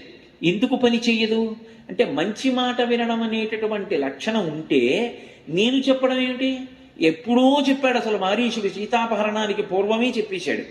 ఆ తర్వాత భార్య చెప్పింది మండోదరి, తర్వాత కుంభకర్ణుడు చెప్పుంటాడు, విభీషణుడు ఎన్నో మాటలు చెప్పాడు, తల్లి కైకసి చెప్పింది. ఎవరి మాట విన్నాడు? మంచి మాట వినే అలవాటు లేదు. పైగా ఈ రాక్షసుల్ని బతిమాలి ఒకసారి మీ ప్రభువుని చూస్తానని అడిగితే పంపించే అలవాటు వీళ్ళకి అసలు లేదు. యథారాజా తథా ప్రజ. ఇక దానము, వీళ్ళు ఉంటున్నదే కాంచలలంక. అసలు ప్రపంచకంలో ఉన్నటువంటి అపరూపమైన వస్తువులన్నీ ఎత్తుకొచ్చి వాడు దాచాడు. ఇక నేను వాళ్ళకేమిచ్చి వెళ్ళను? రావణ దర్శనానికి దానము పనికిరాదు. భేదం, ఇక భేదాన్ని వీళ్లతో నేను శత్రుత్వాన్ని ప్రకటనం చేద్దామంటే ఎంతసేపు యుద్ధం చేస్తే రావణాసురుడు వస్తాడు యుద్ధానికి? అది అంతు తెలియని విషయం. కాబట్టి 4వది ఏమిటి? దండోపాయం. వీళ్ళకి అత్యంత ప్రీతిపాత్రమైనది ఏదుందో అది పాడు చేసి వీళ్ళని కొడితే ఖచ్చితంగా వీళ్ళు నన్ను పట్టుకెళ్ళి రావణాసురుడి ముందు నించోబెడతారు. అప్పుడు నా ప్రయత్నం పూర్తయిపోతుంది, రావణ దర్శనం చేసేస్తాను. ఎందుకు రావణ దర్శనం అంటే ఏదో రావణాసురుణ్ణి చూడడం కోసం కాదు, 4 మంచి మాటలు చెప్పాలి. ఎందుకు అసలు రావణాసురుడికి మంచి మాటలు చెప్పవలసిన అవసరం ఏమిటి స్వామి హనుమకి అంటే దానిలో అనేకమైనటువంటి కారణాలు ఉన్నాయి. ఒకటి, ఆయన రుద్రాంశ సంభూతుడు, వాయుపుత్రుడు. వాయువు ఎవరో కాదు, వాయువు పరమశివుని యొక్క స్వరూపం. అందుకే శంకరాచార్యులు వారు దక్షిణామూర్తి స్తోత్రం చేస్తూ భౌరంభంశరలో నిలోంబర మహార్నాథో హిమాంసు పుమాన్ ఇత్యాభాతి చరాచరాత్మక విధం యస్యైవ మూర్త్యష్టకం నాణ్యత్కించన విద్యతే వృషతాం యస్మాత్ పరస్మాత్ విభో తస్మై శ్రీగురుమూర్తయే నమయిదం శ్రీదక్షిణామూర్తయే అంటారు. 8 రూపాలుగా పరమశివుడు తిరుగుతూ ఉంటాడు. ఇక 9 లేదు, ఆ 8 ఉంటాయి. పృథివిగా కాంచీపురంలో ఏకాంబరేశ్వరుడు. ఈ పృథివి అంతా లింగస్వరూపం. అందుకే కాంచీపురంలో పృథివీలింగం, జంబుకేశ్వరంలో జలలింగం, అరుణాచలంలో అగ్నిలింగం, శ్రీకాళహస్తిలో వాయులింగం. అలాగే ఆ పృథివీ ఆపస్తేజో వాయు రూపంలో శ్రీకాళహస్తి లింగం, ఆకాశలింగం చిదంబరం, కోణార్క సూర్యలింగం, సీతాకుండం చంద్రలింగం, కాట్మండు యజమానలింగం. అంటే నేను నేను అనిపించేటటువంటి అహం స్ఫురణ వాయులింగంగా శ్రీకాళహస్తిలో ఉన్నాడు. వాయువు శివస్వరూపం. అందుకే ఇప్పటికీ హనుమ అష్టోత్తర శతనామావళిలో ఆయనని రుద్రస్వరూపుడుగా చెప్తారు. ఆయన ఎక్కడ ఉంటే అక్కడ మంగళం కలుగుతుంది. మీరు సుందరకాండలో గమనించవలసినటువంటి ఒక ప్రధానమైనటువంటి వైభవం ఉంటుంది. హనుమ ఎక్కడైనా కనపడ్డారనుకోండి, హనుమ స్తోత్రం చేయడం కానీ హనుమ కనపడడం కానీ జరిగింది అంటే చచ్చిపోయేవాడు బతుకుతాడు, అదే గుర్తు. అందుకే సుందరకాండకు అంత శక్తి. కావాలంటే మీరు నేను చెప్పిన కళ్ళజోడు పెట్టుకుని చూడండి రామాయణాన్ని. ఆయన మొట్టమొదట ఎక్కడ కనపడతారంటే వాల్మీకి మహర్షి యొక్క రామాయణ రచనలో పంపా తీరంలో రామలక్ష్మణులు ఇద్దరూ బయలుదేరి వెడుతున్నప్పుడు ఋష్యమూక పర్వతం మీద కూర్చున్న సుగ్రీవుడు వాలి నన్ను చంపడానికి ఎవరినో ప్రచ్ఛన్న వేషాల్లో పంపాడని భయపడుతుంటే ఆయన సన్యాసి వేషంలో వెళ్ళి రామలక్ష్మణులతో మాట్లాడి వాళ్ళని భుజం మీద కూర్చోపెట్టుకుని సుగ్రీవుడి దగ్గరికి తీసుకొచ్చి ఇద్దరికి అగ్నిసాక్షిగా స్నేహం చేయించారు. తత్కారణం చేత సుగ్రీవుడికి భార్య రుమ దక్కింది, రాజ్యం దక్కింది. హనుమ కనపడ్డారు, సుగ్రీవుడికి క్షేమం జరిగింది. మళ్ళీ హనుమ సీతమ్మకి కనపడ్డారు. చనిపోదామని శిశుపావృక్షం యొక్క పూచిన కొమ్మని కిందకి వంచి తన జడని తన యొక్క మెడకి చుట్టుకుని ఉరిపోసుకోవడానికి సిద్ధపడుతున్న సీతమ్మ మళ్ళీ బ్రతకడానికి అవకాశం ఏర్పడింది. చచ్చిపోదామనుకున్న సీతమ్మ హనుమత్ దర్శనంతో బ్రతికింది. మళ్ళీ ఏమైందో, నెల రోజులు గడువు దాటిపోయింది. వెనక్కి వెడితే సుగ్రీవుడు చంపేస్తాడనుకున్నటువంటి వానరులు తిరిగి సీతమ్మ దర్శనం చేసి వచ్చినటువంటి హనుమ యొక్క దర్శనం చేత ఇన్ని కోట్ల మంది మళ్ళీ బతికారు. చిట్ట చివర యుద్ధకాండలో బ్రహ్మాస్త్ర ప్రభావానికి కొన్ని కోట్ల మంది వానరులు రామలక్ష్మణులు కూడా పడిపోయారు. మృత సంజీవని తీసుకొచ్చి బ్రతికించిన వారు స్వామి హనుమ. చిట్ట చివర 14 సంవత్సరాలు పూర్తయిపోయిన తర్వాత నా అన్నగారు రామచంద్రమూర్తి కనపడకపోతే నేను సరయూ నదీ ప్రవేశం చేసి శరీరం విడిచిపెడతానని ప్రతిజ్ఞ చేసినటువంటి భరతుడికి రాముడు పుష్పక విమానంలో వచ్చేస్తున్నాడు, పుష్యమీ నక్షత్రంలో దర్శనమిస్తానని చెప్పి క్షేమవార్త చెప్పి మళ్ళీ భరతుడు బ్రతకడానికి కారణమైన వారు స్వామి హనుమ. హనుమ ఎక్కడ కనపడితే అక్కడ చచ్చిపోయే వాళ్ళు బ్రతుకుతారు. అది ఆయన యొక్క శీలంలో ఉన్న సౌందర్యం. అదే సమయంలో మీరు హనుమ విషయంలో గొప్ప విషయాన్ని గమనించాలి. ఆయన అంత శక్తివంతుడయ్యుండి, అంత వేగంగా వెళ్ళగలిగిన శరీరం ఉండి, అంత బుద్ధి, అంత పాండిత్యం ఉండి, నా కొరకోని ఆయన చేసుకున్నది ఒక్క పని ఉండదు. ఆయన ఏది చేసినా లోకం కొరకు చేస్తారు తప్ప నా కొరకు నేను చేసుకుంటున్నానని ఆయన చేసుకున్నది పెళ్లి కూడా లేదు. సువర్చలా సహిత హనుమ అంటాం. సువర్చలని ఆయన ఎందుకు వివాహం చేసుకున్నారో తెలుసా? సువర్చల ప్రతిజ్ఞ చేసింది, కామంతో నన్ను తాకకుండా యజ్ఞయాగాది క్రతువులు చెయ్యడానికి గృహస్థాశ్రమంలో పక్కన భార్య ఉండాలి కనుక, ఎడం భుజం మీద ఉత్తరీయం వేసుకోవాలి అంటే భార్య ఉండాలి కాబట్టి ధర్మపత్నిగా మాత్రమే స్వీకరించి మనసునందు ఎప్పుడూ కామము పటమరించినటువంటి పురుషుడు ఎవరైనా ఉంటే ఆయనని వివాహం చేసుకుని భార్యనై ధర్మపత్నిగా నిలబడతానంది. అటువంటి వారు హనుమ ఒక్కరే. ఆయన మనసులో కామమునకు చోటు ఉండదు, రాముడికే చోటు. అందుకే హనుమ సువర్చల కోరిక తీర్చడానికి సువర్చల కళ్యాణం అని సువర్చలని వివాహం చేసుకున్నారు. అటువంటి త్యాగమూర్తి నా కోసమని చేసుకున్నది ఉండదు. అందుకే విద్యాధరులు, మహర్షులు, గంధర్వులు, యక్షులు, కిన్నెరులు, కింపురుషులు అందరూ ఆకాశంలో నిలబడి ఆయనకి కితాబిచ్చారు. రామార్థం వనరార్థం చ చికీర్షం కర్మ దుష్కరం సముద్రస్య పరంపారం దుష్ప్రాపం ప్రాప్తుమిచ్చతి. ఆయన కొరక ఈ 100 యోజనముల సముద్రాన్ని దాటి వెళ్ళడం ఎవరైనా సత్కారం చేస్తారనా, ఎవరైనా సన్మానం చేస్తారనా, ఓ బిరుదిస్తారనా, లేకపోతే తాంబూలం ఇస్తారనా? దేనికోసం కాదు, నాకు ఈ శక్తి ఉంది, నేను ఒకరికి ఉపయోగపడాలి, అంతే ఆయన జీవితం. అందుకే హనుమ ఉపాసన చేసిన వాడెవరో వాడు 10 మందికి ఉపకారం చెయ్యాలనేటటువంటి లక్షణం మనసులో ప్రచోదనమయ్యేటటువంటి వాడిగా బ్రతికి కీర్తి సంపాదించుకుంటాడు. కీర్తి శరీరుడై ఎప్పటికీ నిలబడిపోతాడు. కాకుండా ఆయన తన ప్రజ్ఞని తన కొరకు అని ఎన్నడూ ఉపయోగించుకోరు.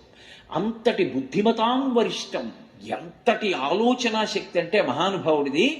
ఎక్కడైనా రామాయణంలో ఆయన లెక్క కట్టారనుకోండి, అది ఖచ్చితంగా అలాగే ఉంటుందంతే. అసలు రామాయణము వ్యక్తులు స్వభావము అని ఒక ప్రవచనం చేశాం. ఇన్ని ప్రవచనాలు రామాయణాన్ని ఆధారం చేసుకొని అసలు అలా ఆలోచన చేస్తే మీకు సమాజంలో ఉన్న వాళ్ళందరూ కనపడతారు. అంగదుడికి ఎంత ఉద్రేకం, ఉత్సాహం వచ్చినా పట్టుకోలేం, నిరుత్సాహం వచ్చినా పట్టుకోలేం. ఏదైనా కొంచెం కష్టం వచ్చిందనుకోండి చచ్చిపోతా ఉంటాడు. పోనీ నే చచ్చిపోతానండి, అందరం చచ్చిపోతా ఉంటాడు. అదో విచిత్రం. చిన్న ఉత్సాహం వచ్చిందనుకోండి ఎవరూ పట్టుకోలేరు. రాముడు ఎంత మనమే వెళ్ళి చేసుకొచ్చేద్దాం అంటాడు. ఉత్సాహానికి పట్టుకోలేం, నిరుత్సాహానికి పట్టుకోలేం. రెండింటిలోనూ ఆయన అలా ఉంటాడు. జాంబవంతుడు పరమ పెద్దరికం, ఎంత చక్కగా మాట్లాడతాడో, ఎంత తొందరపడేవాడిని విసుక్కోకుండా ఒక మాట మాట్లాడాడంటే వయసుకి తగ్గట్టుంటుంది, పరిణితికి తగ్గట్టుంటుంది, అనుభవానికి తగ్గట్టుంటుంది. ఎంత వివేచన చేసి కారణం చూపిస్తూ మాట్లాడతాడు. జాంబవంతుడు మాట్లాడితే ఒకలా ఉంటుంది, హనుమ మాట్లాడితే 2 రెళ్ళు 4 ఎంత ఖచ్చితమో హనుమ మాట్లాడితే అలా ఉంటుంది. బుద్ధిమతాం వరిష్టం, ఆయన మాట, ఆయన లెక్క, ఆయన తీరు అలా ఉంటాయి. అందుకని అంటున్నారు అల్పశేషమిదం కార్యం దృష్టేయమసితేక్షణ త్రీణుపాయానతిక్రమ్య చతుర్థమిహ విద్యతే. నేను 3 ఉపాయములను దాటి దండోపాయాన్ని తీసుకుంటానన్నారు. ఏం చెయ్యాలి దండోపాయం? అది ప్రమదావనం. ప్రమదావనమోని వాల్మీకి రామాయణంలో వాడినటువంటి మాట ఈ రాష్ట్రంలో అత్యంత ప్రతిష్ట కలిగినటువంటి ఒక వారపత్రిక చాలా కాలం ఒక శీర్షికకి పేరుగా వాడుకుంది. అది ప్రమదావనము, స్నాతకోత్సవము. ఈ మాటలన్నీ శ్రీరామాయణంలోవి, వేదంలోవి. ఆ మాటల్నే యథాతథంగా తీసుకున్నారు. విశ్వవిద్యాలయాలు ఇప్పటికీ స్నాతకోత్సవము అన్న మాట తీసుకుంటాయి. వేదంలో ఉంది స్నాతకము అనేటటువంటి మాట. కాబట్టి మహానుభావుడు వెంటనే ఆలోచించి ఇప్పుడు నేను చెయ్యవలసింది ఈ అశోకవనాన్ని భంజించాలి. అశోకవనం రావణాసురుడికి చాలా ప్రీతిపాత్రం. ఎందుకు ప్రీతిపాత్రం? అది ప్రమదావనం. ఆయన అంతఃపుర స్త్రీలు మాత్రమే అక్కడ విహరిస్తారు. ఆఖరికి అక్కడికి ఒక రాక్షసుడు కూడా రావడానికి వీల్లేదు. ఆయన అంతఃపుర స్త్రీలు మాత్రమే తిరగాలి. ఆయన కామం అటువంటిది. అందుకని వాళ్ళ సంతోషం కోసం దాన్ని ప్రాణంలా కాపాడుకుని పెంచుతూ ఉంటాడు. దీన్ని పాడు చేస్తే వెంటనే దీన్ని రక్షించాలి కాబట్టి రాక్షసులు నా పైకి వస్తారు. వచ్చినప్పుడు నాకు ధర్మం ఉంటుంది. వాళ్ళు నన్నొచ్చి కొడుతున్నప్పుడు నా శరీరాన్ని నేను రక్షించుకోవాలి కాబట్టి తిరిగి కొట్టాలా వద్దా? నేను తిరిగి కొడితే నా ముందు నిలబడగలిగిన వాడు ఉన్నాడు. కాబట్టి వాళ్ళు ఏం చేస్తారు? అశోకవనం పాడైపోతోంది, ఎక్కడి నుంచో వానర వచ్చిందని పరిగెత్తుకెళ్ళి రావణాసురుడికి చెప్తారు. వాడేం చేస్తాడు? 10 అంచెల్లో కొంతమందిని పంపిస్తాడు. ఎంతమంది వస్తే ఏం భయం? ఎందుకని చేతిలో శాక్తేయ ఆభరణం ఉంది. పూర్వపు ఆలోచన వేరు, ఇప్పుడు ఆలోచన వేరు. ఎంతమంది వస్తే ఉతికి అవతల పారేస్తాను. ఆఖరికి రావణాసురుడి దగ్గరికి తీసుకెళ్తారు. కనపడతాడు కదా, మాట్లాడతాను. ఎందుకు మాట్లాడడం? శివాంశ సంభూతుడు. తెల్లవారి లేస్తే శివారాధన చేస్తాడు. రేపు పొద్దున్న శివ నాకు ఒక్క మాట చెప్పలేదు, రాముడి భార్య సీతమ్మని తిరిగిచ్చేయమని మీరు చెప్పుంటే చేసి ఉండేవాడిని అంటాడేమో. నన్ను చూడగానే వాడికి శివుడు కనపడి తీరుతాడు. కనపడ్డాడు కూడా నిజంగా రామాయణంలో. అద్భుతంగా చెప్తారు మహర్షి. ఇవేవి చెప్పరు, చెప్పకుండా చెప్పడం సుందరకాండ. అందుకే బయలుదేరుతున్నప్పుడు నంది, రావణుడికి కనపడినప్పుడు నంది. రామాయణంలో నందికి శివుడికి అభేదం. నందిని శివుణ్ణి అభేదంగా చూస్తారు. అందుకే మధ్యలోంచి వెళ్ళరు. అందుకే బయలుదేరుతున్నప్పుడు హనుమ ఎలా ఉన్నారు అంటే దుష్కరం నిష్ప్రతిద్వంద్వం చికీర్షం కర్మవానర సముద్ర శిరోగ్రీవో గవాంపతిరివాబభౌ అన్నారు మహర్షి. ఇలా మెడ ఎత్తి నిలబడినటువంటి పెద్ద ఆబోతు అంటే నందీశ్వరుడిలా ఉన్నారు. ఆ నంది కనబడితే శివుడు కనపడినట్టే. రావణుడిలా చూడగానే మళ్ళీ నందీశ్వరుడిగానే కనపడతాడు. అంటే వాడికి శివుడిగా నేను కొన్ని మాటలు చెప్పాలి, వాడి మంచి కోసం చెప్పాలి. చెప్పడం నా ధర్మం. వాడు ఎటు వినడు. కానీ రేపు పొద్దున్న నా మీద నెపం వేయడానికి వీల్లేదు. 2, నేను వాడితో ఒకసారి మాట్లాడితే కదూ అసలు వాడి తేజస్సు ఏమిటో, వాడి కొలువు కూటంలో ఎవరు ఉంటారో, ఎవరు ఎలా మాట్లాడుతుంటారో, ఎవరిని ప్రధాన స్థానాల్లో పెట్టుకున్నాడో, ఆ ప్రధాన స్థానాల్లో ఉన్నటువంటి వారి గుణగణాల్ని బట్టి వాడు ఏ మార్గంలో పోతున్నాడో నాకు అర్థం అవుతుంది. కాబట్టి ఇవన్నీ ఒకసారి చూడాలి. ఏదో సీతమ్మ జాడ కనిపెట్టాను వచ్చేసానంటే ప్రభు కార్యం పూర్తి చేసిన వాడిని ఎలా అవుతాను? రేపు పొద్దున్న సుగ్రీవుడు రావణాసురుడి చుట్టూ ఉండే ప్రధాన అనుచరులు ఎవరు అని అడిగితే ఏం చెప్పాలి? సీతమ్మ కనపడింది వచ్చేసానంటే ఏం బాగుంటుంది? కాబట్టి నేను పరిపూర్ణంగా విషయాన్ని తెలుసుకోవాలి. ఏమి బుద్ధిమతాం వరిష్టం, ఏమి ధైర్యం మహానుభావుడిది. అంతటి కాంచనలంకలో కొన్ని కోట్ల మంది రాక్షస వీరుల మధ్య ఉన్నదొక్కరే. కానీ ఆయనకి నేను ఒక్కడనన్న భావన ఉండదు. ఎందుకుండదో తెలుసా? దైవాన్ని నమ్ముకున్న వాడికి, ఈశ్వరోపాసన చేసిన వాడికి నేను కాదు, నాతో ఎప్పుడూ సర్వేశ్వరుడు ఉన్నాడు. నాతో ఎప్పుడూ భగవానుడు ఉంటాడు, ఆయన నాతో కలిసి తిరుగుతూ ఉంటాడు, పొదివి పట్టుకుంటాడు, ఆయన నాతో ఉండగా నాకెందుకు బెంగ అన్న ధైర్యం ఇస్తుంది. అందుకే పరస్పర విరుద్ధమైన రెండు విషయములను ఏకకాలమనందు ఇవ్వగలిగినది భక్తి ఒక్కటే. లోకంలో భయాన్నిచ్చే వస్తువు ధైర్యాన్ని ఇవ్వదు, ధైర్యాన్నిచ్చే వస్తువు భయాన్ని ఇవ్వదు. భయం ఉండకూడదు కూడా. భయం ఉంటే అది మృత్యువుకి మారుపేరు. భయం కలిగింది అంటే చనిపోయాడు అనే లెక్క. ఎందుకంటే భయానికి మృత్యువుకి ముఖద్వారం భయం. కానీ భక్తిలో ఒక విచిత్రం ఉంది. భక్తి భయాన్ని ఇస్తుంది. ఆ భయం ఆరోగ్యవంతమైన భయం. అమ్మో, నేను ఇది చూస్తే, నేను ఇది చేస్తే ఎవరూ చూడలేదేమో, ఈశ్వరుడు అక్కడ ఉన్నాడు, ఏమో ఊపిరి ఎప్పుడు ఆగిపోతుందో ఎవరికి తెలుసు. జీవుడు పైకెళ్ళిన తర్వాత ఆయన ముందు చేతులు కట్టుకు నిలబడినప్పుడు, ఏరా నువ్వేం చేశావు నాకు తెలీదా అని ఆయన అడిగి, ఎందుకురా నీకు మనుష్య జన్మ అని శిక్ష వేస్తే నేనేమైపోతాను? భగవంతుడు ఉన్నాడని నమ్మిన వాడికి ఆరోగ్యవంతమైన భయం ఉంటుంది. భగవంతుడు ఉన్నాడని నమ్మిన వాడికి ధైర్యం ఉంటుంది. నేను ధార్మికంగా ఈ సంతకం పెడుతున్నాను, నేను చేసిన దాని వల్ల నాకు ఉపద్రవం రాదు, సర్వేశ్వరుడు ఉన్నాడు, నన్ను కాపాడతాడు. నేను ఈ మాట చెప్తున్నప్పుడు నేను శాస్త్రాన్ని నమ్ముకుని చెప్తున్నాను. నన్ను ఎవడు ఏ విధంగా ఇబ్బంది పెడదామని చూసినా ఈశ్వరుడు ఉన్నాడు, ఆయన నన్ను కాపాడుకుంటాడు. ఈ ధైర్యం ఎక్కడిది అంటే భగవంతుడి వలన. ఆ ఆరోగ్యవంతమైన భయం ఎక్కడిది అంటే భగవంతుడి వలన. హనుమకి సుందరకాండలో ఇంతమంది రాక్షసుల మధ్యలో కాంచనలంకలో ఈ ధైర్యం ఎక్కడిది అంటే నాకు రాముడు ఉన్నాడన్న ధైర్యం. అందుకే బయలుదేరే ముందు చెప్పారు, యథారాఘవ నిర్ముక్త శరశ్వసన విక్రమ గచ్చేతత్వగమిష్యామి లంకాం రావణపాలితాం అని. నేను రామచంద్రమూర్తి యొక్క బంగారు కోదండము నుండి వినిర్ముక్తమైనటువంటి బాణము ఎలా వెడుతుందో అలా వెడుతున్నానన్నారు. బాణము తనంత తాను వెళ్ళదు. రామచంద్రమూర్తి బాణాన్ని పట్టుకుని వింటినారికి సంధించి ఆకర్ణాంతము లాగి విడిచిపెట్టినప్పుడు రాముడిలోని శక్తి బాణంలోకి వెళ్ళి బాణం వెడుతుంది తప్ప బాణానికి స్వతంత్రమైన శక్తి లేదు. నేను రాముడు విడిచిన బాణంలా వెడుతున్నాను అంటే రాముడి యొక్క శక్తి నాలో ఉంది. రాముడు నన్ను కాసుకుంటున్నాడు. రాముడు నన్ను కాసుకుని ఉండగా నన్ను చెరకగలిగిన వాళ్లే వీళ్ళందరూ. ఇది హనుమ యొక్క ధైర్యం. ఒక భక్తుడికి ఉండేటటువంటి ధైర్యానికి వెనక ఎవరు ఉంటారు అన్నది తెలుస్తుంది. ఎవరి జోలికైనా వెళ్ళు, భక్తుడి జోలికి వెళ్ళకు. భగవంతుడి జోలికి వెడితే భగవంతుడికి చటుక్కున కోపం రాదు. పోన్లే తెలిసి తెలియని తనం అంటాడు.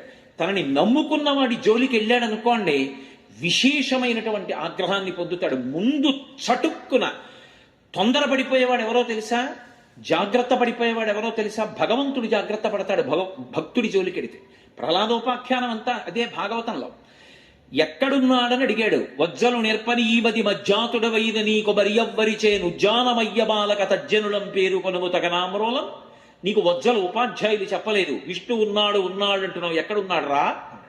ఇందుగలడందులేడిని సందేహము వలదు చక్రి సర్వోపగతుండెందెందు గదకి చూచిన అందందే కలడు దానవగ్రని వింటే.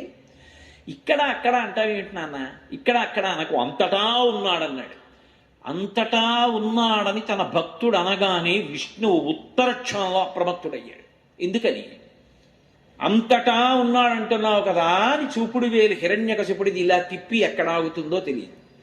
ఎక్కడ ఆగితే అక్కడి నుంచి రావాలి, అలా రాకపోతే అంతటా ఉన్నాడన్న తన భక్తుని మాట వమ్మైపోయి. భక్తుడి మాట నిలబెట్టాలి. ఇది ముందు భగవంతుడు తొందరపడిపోయి జాగ్రత్త పడిపోతాడు. అందుకే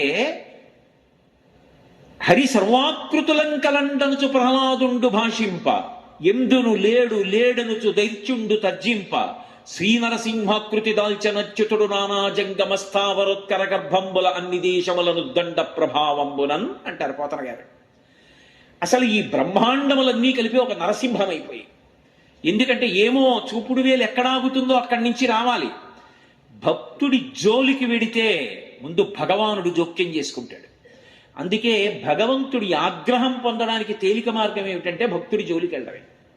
ఆయనే చెప్పాడు, శుద్ధ సాధులందు సురలందు శృతులందు గోవులందు విప్ర కోటియందు ధర్మ పదవియందు తవిలి నాయందు వాడెన్నడలుగు నాడు హింసనందు అన్నాడు. భక్తుల జోలికి వెడితే చంపేస్తాను, అప్పుడు మాత్రం వదిలిపెట్టనని చెప్పాడు. కాబట్టి భగవంతుణ్ణి నమ్ముకున్న వాడికి భయం ఏమిటి?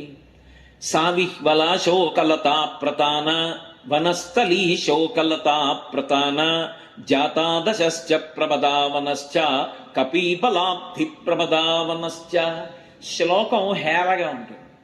మహర్షి రచనలో సౌందర్యం. ఒక పెద్ద వనాన్ని భంజిస్తున్నారు హనుమ. ఆ వనాన్ని భంజించినప్పుడు ఆయనకి ఏమైనా చెమట పట్టిందా? ఆయనకి ఏమైనా అలసట కలిగిందా? అంటే శ్లోకం ఆయన అలసట పొందారనుకోండి క్లిష్టంగా ఉంటుంది. ఆయన రచనలో ఉండేటటువంటి గొప్పతనం. ఓ నిద్ర వచ్చిందనుకోండి, శ్లోకం చదివితే నిద్ర వస్తున్నట్టే ఉంటుంది.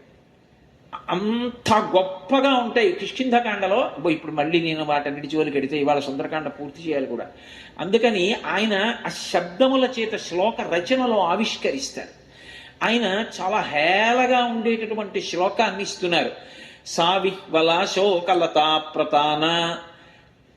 అశోకవనం పేరు అశోకవనం. అశోకవనం అంటే శోకము లేని వనం. కానీ ఇప్పుడు ఆ వనం ఏమైపోయిందంటే శోకానికి మారుపేరు. ఎందుకని? కపీబలాబ్ధి ప్రమదావనశ్చ జాతాదశాశ్చ ప్రమదావనశ్చ. ఆ హనుమ యొక్క తీవ్రమైనటువంటి తొడల వేగానికి ఆయన చెట్టు మించి చెట్టు, చెట్టు మించి చెట్టు, చెట్టు మించి చెట్టు దూకేస్తూ కొమ్మలన్నీ విరిచేసి భంజనం చేసేస్తుంటే అప్పటి వరకు ప్రశాంతంగా ఉన్నటువంటి వాతావరణం ఒక్కసారి అందరూ ఉలిక్కి పడిపోయారు. తద్వనం అధికై వృక్షై సర్వర్తు ఫలపుష్పితై ఉద్యానాని చ రమ్యాణి. ఎక్కడ చూసినా మంచి మంచి ఉద్యానవనాలతోటి, మంచి ఫలములతోటి, పుష్పములతోటి, సరోవరములతోటి ఉంది. కానీ ఎప్పుడైతే హనుమ దాన్ని భంజించడం ప్రారంభించారో వెంటనే ఆ చెట్ల కొమ్మలన్నీ విరిగిపోయి, అలాగే భిన్నైశ్చ సలిలాలయై, అక్కడ ఉండేటటువంటి సరోవరాల యొక్క గట్లన్నీ కూడా బదలగొట్టేశారు. లోపల ఉండేటటువంటి నీళ్లన్నీ పెద్ద ప్రవాహం కింద బయటకు వచ్చేసి అక్కడతో ఊరుకోలేదు. చూర్ణితై పర్వతాగ్రైశ్చ, తన యొక్క వక్షస్థలంతో ఉరసాజ్ పాతయామాస జీమూతమివమారుతః అంటారు. పర్వతముల యొక్క శిఖరాగ్రములను విపరీతమైన వేగంతో వెడుతూ తలెత్తి గుండెలతో గుద్దారు. గుద్దితే అవన్నీ చూర్ణములైపోయి కింద పడిపోయి. ఎంతసేపట్లో? నేను చెప్పినంతసేపు పట్టలేదు. ఒక్క క్షణంలో, ఏదో గంటకి 250 కిలోమీటర్ల వేగంతో తుఫాను సముద్ర తీరాన్ని దాటినటువంటిది ఒక్క పావుగంట ఉంటే అప్పటి వరకు ఉన్న నగరం తర్వాత ఎలా అయిపోతుందంటామో అలా మారిపోయిందంతే అశోకవనం. సావిహ్వలాశోకలతా ప్రతాన. అంతగా అక్కడ ఉండేటటువంటి భూతములన్నీ కూడా భయంకరమైనటువంటి అరుపులు వస్తున్నాయి. నిద్రపోతున్నటువంటి రాక్షస స్త్రీలందరూ కూడా ఉలిక్కిపడి లేచారు. ఏమైంది ఏమైంది ఏమైంది తెలుసుకునే లోపల ఎవరికి అవకాశం లేదు. చెట్లన్నీ విరిచేస్తున్నారు. మహాభూతం ఒక్క సీతమ్మ తల్లి కూర్చున్నటువంటి శిశుపా వృక్షాన్ని మాత్రం విడిచిపెట్టేశారు. ఈ విడిచిపెట్టేయడంలో మళ్ళీ 2 విశేషాలు. ఒకటి, తాను సీతమ్మ దర్శనానికి వచ్చానన్న విషయంలో ఏ అనుమానం ఉండక్కర్లేదు. ఇంతకు ముందున్న పిరికితనం ఉందనుకోండి, ఆ చెట్టు ఒక్కటి వదిలేస్తే ఆ చెట్టు ఒక్కటి ఎందుకు వదిలేశాడు అని చెప్పి నేను సీతమ్మతో మాట్లాడాను, సీతమ్మకి కావలసిన వాడిని గుర్తుపడతారేమో అన్న శంక ఉంటుంది. ఇప్పుడు అలాంటి అనుమానాలు లేవు, అలాంటి భయాలు లేవు. ఉన్న ఆభరణం అటువంటిది చేతిలో, మరి దేని ప్రభావం దాంది. 2, శీశుపా వృక్షాన్ని ప్రయత్నపూర్వకంగా ఎందుకు వదిలేశారంటే సీతమ్మ పట్ల ఆయనకున్నటువంటి అపారమైనటువంటి భక్తి. తల్లి అక్కడ కూర్చునున్నటువంటి చెట్టు, ఆ తల్లికి ఆచ్ఛాదన ఇచ్చి నీడ పట్టిన చెట్టు. ఆ చెట్టుని నేను పాడు చేయడం అంటే తల్లికున్న నీడ పాడు చేయడం. కాబట్టి నేను ఆ చెట్టు జోలికి వెళ్ళను. కాబట్టి ఆ చెట్టుని విడిచిపెట్టేశారు. ఇంత వేగంగా అశోకవనాన్ని భంజిస్తున్నా ఆయన ఆలోచనలో మాత్రం ఎక్కడ కించిత్ కూడా వైక్లభ్యం ఉండదు బుద్ధిలో. కాబట్టి అశోకవన భంజనం జరుగుతోంది. రాక్షస స్త్రీలు రావణాసురుడి దగ్గరికి వెళ్ళి చెప్పాలి. అందుకని పరిగెత్తుకుంటే వాళ్ళు సీతమ్మ దగ్గరికి వచ్చారు. వాళ్ళకి అనుమానం వచ్చింది, ఈ కోతి ఇంతకు ముందు చెట్టు మీద కూర్చుని సీతమ్మతో ఏదో కిచకిచలాడింది. చాలా చిన్న కోతిగా ఉండేది, అకస్మాత్తుగా మహాభూతంగా మారింది ఇది. కాబట్టి సీతమ్మకి తెలిసి ఉంటుంది అని, ఎవరా కోతి, ఎక్కడి నుంచి వచ్చింది, ఇంద్రుడి దూత, అగ్ని యొక్క దూత, ఎందుకు ఈ అశోకవన భంజించింది, నీతో ఏం మాట్లాడింది చెప్పమని అడిగారు. ఆవిడంది, యూయమేనాభిజానాతి యోయం యద్వా కరిష్యతి అహిరేవహ్యహే పాదాన్ విజానాతి న సంశయ అంది. ఏమో, పాము కాళ్ళు పాముకి తెలియాలి. పాముకి కాళ్ళు ఉంటాయా అంటే, నేను వెళ్ళి త్రాచుపాము తిరగేస్తున్నా, లేకపోతే పాము వెళుతుంటే వెనకాతలు నడిచి పాముకు పాదముద్రలు పడ్డాయో లేదో నేను చూడనా. పాము చూస్తేనే భయం కదా, పాముని మనం చూస్తేనే భయం కదా, ఇంకా పాముకి కాళ్ళు ఉన్నాయో లేదో చూసేవాడు. పైగా పాము నడిచినప్పుడు పాదముద్రలు పడతాయో పడవో నేను చూడనా. నా వల్ల కాదు. రాక్షసులు అంటేనే మాయ. కాసేపు ఒకలా ఉంటారు, కాసేపు ఒకలా ఉంటారు. అవకాశం ఎప్పుడు ఒకరికే నేటి ఇంకోరికి రాదు. ఆవిడ దెప్పి పొడిచింది. సన్యాసి రూపంలో వచ్చేట్టుకు రావా మీ నాయకుడు? ఏమో ఎవడు ఈ రూపంలో వచ్చాడో ఎవడికి తెలిసి ఎందుకు వచ్చాడు, ఎందుకు వచ్చి ఏం పాడు చేస్తున్నాడో. మీ బుద్ధే పాడు చేయడు. ఆయనేగా చెప్పాడు, సధర్మో రక్షసాం భీరు సర్వధైవర సంత్యయ గమనం వా పరస్త్రీణాం హరణం సంప్రమధ్యమా. కాబట్టి ఏమో ఎవడొచ్చాడో ఎందుకు పాడు చేశాడో. పాము కాళ్ళు పాముకే తెలుస్తాయి, మీ రాక్షసుల మాయలు మీకే తెలుస్తాయి, నాకు తెలియదు. అయితే మళ్ళీ వెంటనే ఇక్కడ ధర్మమీమాంస. రామాయణంలో అనేకమైనటువంటి మళ్ళీ ధర్మమీమాంసలు. ఎందుకనంటే అవతలవాడు చాలా మంచివాడు అని ఎవరైనా అన్నారనుకోండి, ఓహో నమస్కారం అండి అనడానికి చాలా సంస్కారం ఉండాలి. వెంటనే ఆయన గురించి బాగా తెలుసుకునే ప్రయత్నం చేయడం, అవసరమైతే ఆయన ఇంటి ముందు 10 రోజులు నిల్చోవడం. ఏ తప్పు చేయడా అండి? ఎలా ఉంటాడండి అలాగే? అలా తప్పు చేయకుండా ఎలా ఉంటాడండి? భలేవారే, ఏదో ఉంటుందండి. ఏమీ లేకుండా ఎందుకు చెప్తారండి ఉపన్యాసాలు? ఏదో ఒకటి వెతకాలి. వెతకపోతే మనసుకి సంతోషం ఎక్కడిది? కాబట్టి లోకంలో కొంతమంది పోకడ అలా ఉంటుంది, అందరూ అలా ఉంటారని నేను అన్నాను. కొంతమంది పోకడ అలా ఉంటుంది. కాబట్టి ఆ తల్లి మాయలు రాక్షసులకి తెలుసు, కాబట్టి మీకే తెలియాలి ఎవరొచ్చారు, ఎవరు అశోకవనాన్ని భంజించారు. కానీ వాళ్ళకి ఇప్పుడు ఆలోచించే అవకాశం లేదు. కానీ సీతమ్మ తల్లి అబద్ధం ఆడిందా లేదా? తనకి తెలియదా హనుమ ఎవరో? తనకి తెలియదా వచ్చినవాడు ఎవరో? తనకి తెలియదా అశోకవనాన్ని ఎందుకు భంజిస్తున్నాడో? మరి తెలిసిండి అలా చెప్పడం అబద్ధం కాదా? అనృతం దోషం కాదా? అంటే దేవీ భాగవతంలో దీని మీద ఒక అద్భుతమైన ఆఖ్యానం ఉంది. ఒక ఆయన మూర్ఖుడయ్యాడు ఓ కారణం చేత. ఆయన నోరు విప్పితే ఆయనకి ఏమీ రాదని తెలిసిపోతుందని ఎవ్వరితో మాట్లాడకుండా ఓ పాకేసి కూర్చున్నాడు. కూర్చుంటే లోకం ఎంత విచిత్రంగా ఉంటుందంటే, మహానుభావుడు నోరు విప్పి మాట్లాడండి, సత్య తపస్సుడు, ఆయనదే నిజమైన తపస్సు అని పట్టుకెళ్ళి పళ్ళు ఇచ్చేవారు, కూరలు ఇచ్చేవారు, పాలు ఇచ్చేవారు, పెరిగిచ్చేవారు, నెయ్యి ఇచ్చేవారు. ఆయన వద్దంటే ఇబ్బంది, మాట్లాడితే ఇబ్బంది. మాట్లాడాను అనుకోవాడు ఏదో అడుగుతాడు, అడిగితే నాకు చెప్పడం రాదు, చెప్పడం రాకపోతే నాకేం రాదని ఇచ్చేవాడు ఉన్నాడు. ఎందుకు వచ్చిన గొడవ? ఏం మాట్లాడకపోతే తిన్నవి తింటాను పట్టుకుంటాడు. గొడవ తిరిగిపోయింది, హాయిగా ఉంది చేయమని కూర్చున్నాడు. కానీ ఆయనకు వరం కూడా ఉంది. ఆయనకు ఒకప్పుడు సరస్వతీ కటాక్షం రావాలి. ఒక రోజున ఒక వేటగాడు అడవి పందిని వేటాడుతూ తరిమేడు. ఆ అడవి పంది మీద బాణం వేశాడు. అది ఆ బాణం బాధతో తప్పించుకుందామని ఈయన ఉన్న పాకలోకి గభాలను దూరింది. అడవి పంది బాణం దెబ్బతో నెత్తురోడుతూ లోపలికి వచ్చేటప్పటికీ త్రికరణ శుద్ధిగా పూర్తిగా కరణములన్నిటినీ కేంద్రీకరించి అప్రయత్నంగా ఐం అంటూ లేచి నించున్నాడు. అది సారస్వత బీజం. వెంటనే అమ్మవారు అనుగ్రహించి కటాక్షించేసింది, సరస్వతీ కటాక్షం. ఆయనకి జ్ఞానం వచ్చేసింది, విశేష పాండిత్యం వచ్చేసింది. ఈ పంది పారిపోయింది. వెనక వేటగాడు వచ్చాడు. వేటగాడు వచ్చి, అయ్యా నేను బాణం వేసిన పందిటి వెళ్ళిందా అని అడిగాడు. ఆయనకి పాండిత్యం అంటే పండాహ అంటే జ్ఞానం. పోతన గారు పండితుడు అంటే దాని అర్థం పద్యాలు రాయడం ఒకటే వచ్చిన వారని కాదు, ఆయన మహాజ్ఞాని అని. కాబట్టి ఇప్పుడు ఆయనకి ధర్మం కూడా బాగా తెలిసింది. ఆయన అన్నాడు, ఎందుకురా నన్ను అడుగుతావు? యాపశ్చిత నసాబ్రూతే అబ్రూతే సనపశ్యతి అహోవ్యాధ స్వకార్యార్థిం కిం పృచ్ఛసి పునః. నిజంగా ఏది చూసిందో అని మాట్లాడదు, ఏది మాట్లాడుతోందో అని చూడలేదు. చూసింది కన్ను, మాట్లాడదు. మాట్లాడేది నోరు, అది చూడలేదు. ఎందుకురా నేను చెప్పడం? కాబట్టి ఈ పందే కావాలా, ఇంకేదైనా చూసుకో అన్నాడు. ఆయనకు అర్థం కాలేదు, పంది వెళ్ళిందంటున్నాడా వెళ్ళలేదంటున్నాడా. కానీ ఏదో సంస్కృతంలో శ్లోకం చెప్పాడు, బాగుండదు. ఆయన ముందు నుంచి మళ్ళీ అలా వెడితేనే అలా పోయాడు. ఆయనకి జ్ఞానం రాగానే కవిత్వంతో పాటు ముందొచ్చింది ఏమిటంటే ధర్మ పరిశీలన. ఒక ప్రాణిని రక్షించడం కన్నా ధర్మం లోకంలో ఇంకోటి లేదు. ఈ మహాభారతంలో ఎన్ని చోట్ల ఎంత గొప్పగా ఆవిష్కృతమవుతుందో. అందుకని ఇప్పుడు హనుమ యొక్క ప్రాణములు రక్షించాలి. అప్పుడు పెద్ద ధర్మాన్ని రక్షించడానికి చిన్న అధర్మం చేసినా సరే అది దోషం కిందకి రాదు. అందుకే తల్లికి తెలియనటువంటి విషయం లేదు. మాన్యాగురు వినీతస్య లక్ష్మణస్య గురుప్రియ ఇది సీతాపి దుఃఖార్త కాలోహి దురతిక్రమ అని కదా మహర్షి. సమస్త శాస్త్రముల యందు పారంగతురాలామె. అందుకే నాకు తెలియదు. అహిరేవ యహే పాదాన్ విజానాతి సంచయ. పాము కాళ్ళు పాముకి తెలియాలి, మీ మాయలు మీకు తెలియాలి, ఆయన ఎవరో నాకు తెలియదు.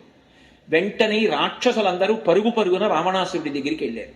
వెడుతూనే వాళ్ళు చెప్పిన మాట ఏమిటంటే, హే ప్రభో, నీకు అత్యంత ప్రీతిపాత్రమై నీ అంతఃపుర స్త్రీలు విహారం చేసేటటువంటి ప్రమదావనాన్ని ఎక్కడ నుంచో ఒక పెద్ద కోతి వచ్చి భంజించింది. అంతేకాదు, నీ ప్రాణములతో సమానమైన సీతమ్మతో ఆ కోతి ఏదో మాట్లాడింది. కోతితో సీతమ్మ మాట్లాడింది. నేను మీతో చెప్పా కదా, హద్దులేని రాక్షసత్వం. అక్కడ రాక్షసుండి కూడా ఉంచాడు, రాక్షసినే ఉంచుతాడు. మగవాడు కూడా కాపలా ఉండడానికి వీల్లేదు. ఆయన కామం అటువంటిది. ఎవరో కోతి సీతమ్మతో మాట్లాడింది, సీతమ్మ మాట్లాడింది. ఆయనకి ఎంత కోపం వచ్చేసిందో. అవి రెండు అక్కా చెల్లెళ్ళు. కామం ఉంటే క్రోధం ఉంటుంది, క్రోధం ఉంటే కామం ఉంటుంది.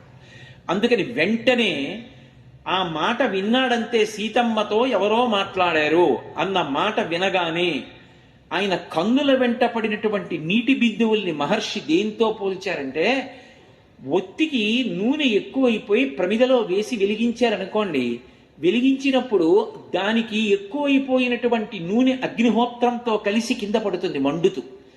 ప్రాపతన్ ఆశ్రబిందవ దీప్తాభ్యామివ దీపాభ్యాం ప్రాపతన్ ఆశ్రబిందవ. ఆయన కంటి వెంట పడినటువంటి నీటి చుక్క వేడి నీటితో పడిందిట. ఎందుకంటే తను కామించిన స్త్రీతో వేరొకడు మాట్లాడటం, అది కోతి అయినా సరే ఎందుకు మాట్లాడాలి? అది కోపం. తనకున్న కామం రెండూ కలిపి నూనె ఒత్తి చివర నుంచి అగ్నిహోత్రంతో పడితే ఎలా ఉంటుందో అలా వేడి కన్నీటి బిందువులు పడ్డాయట. వచ్చినది కోతి. అది ఎవరు ఆయనకి తెలియదు. కానీ ఆయన ఆగ్రహం అటువంటిది. ఆ కోతిని పట్టడం కాదు, సంహరించండి. ఎంతమందికి పురమాయించాడో తెలుసా? ఆయన దగ్గర ఉన్నటువంటి రాక్షసుల్లో ఒక జాతి ఉంది, దాన్ని కింకరులు అంటారు. ఆ కింకర జాతికి సంబంధించిన 80,000 మందిని పిలిచాడు. మహర్షి ఒక ఉపమానం వేశారు. నీటిలో సుడి తిరుగుతూ ఉంటే నీరే తిరుగుతూ ఉంటుంది, మధ్యలో ఒక చుక్కలా ఉంటుంది. అలా ఈ 80,000 మంది కింకరులు హనుమ చుట్టూ చేరారు.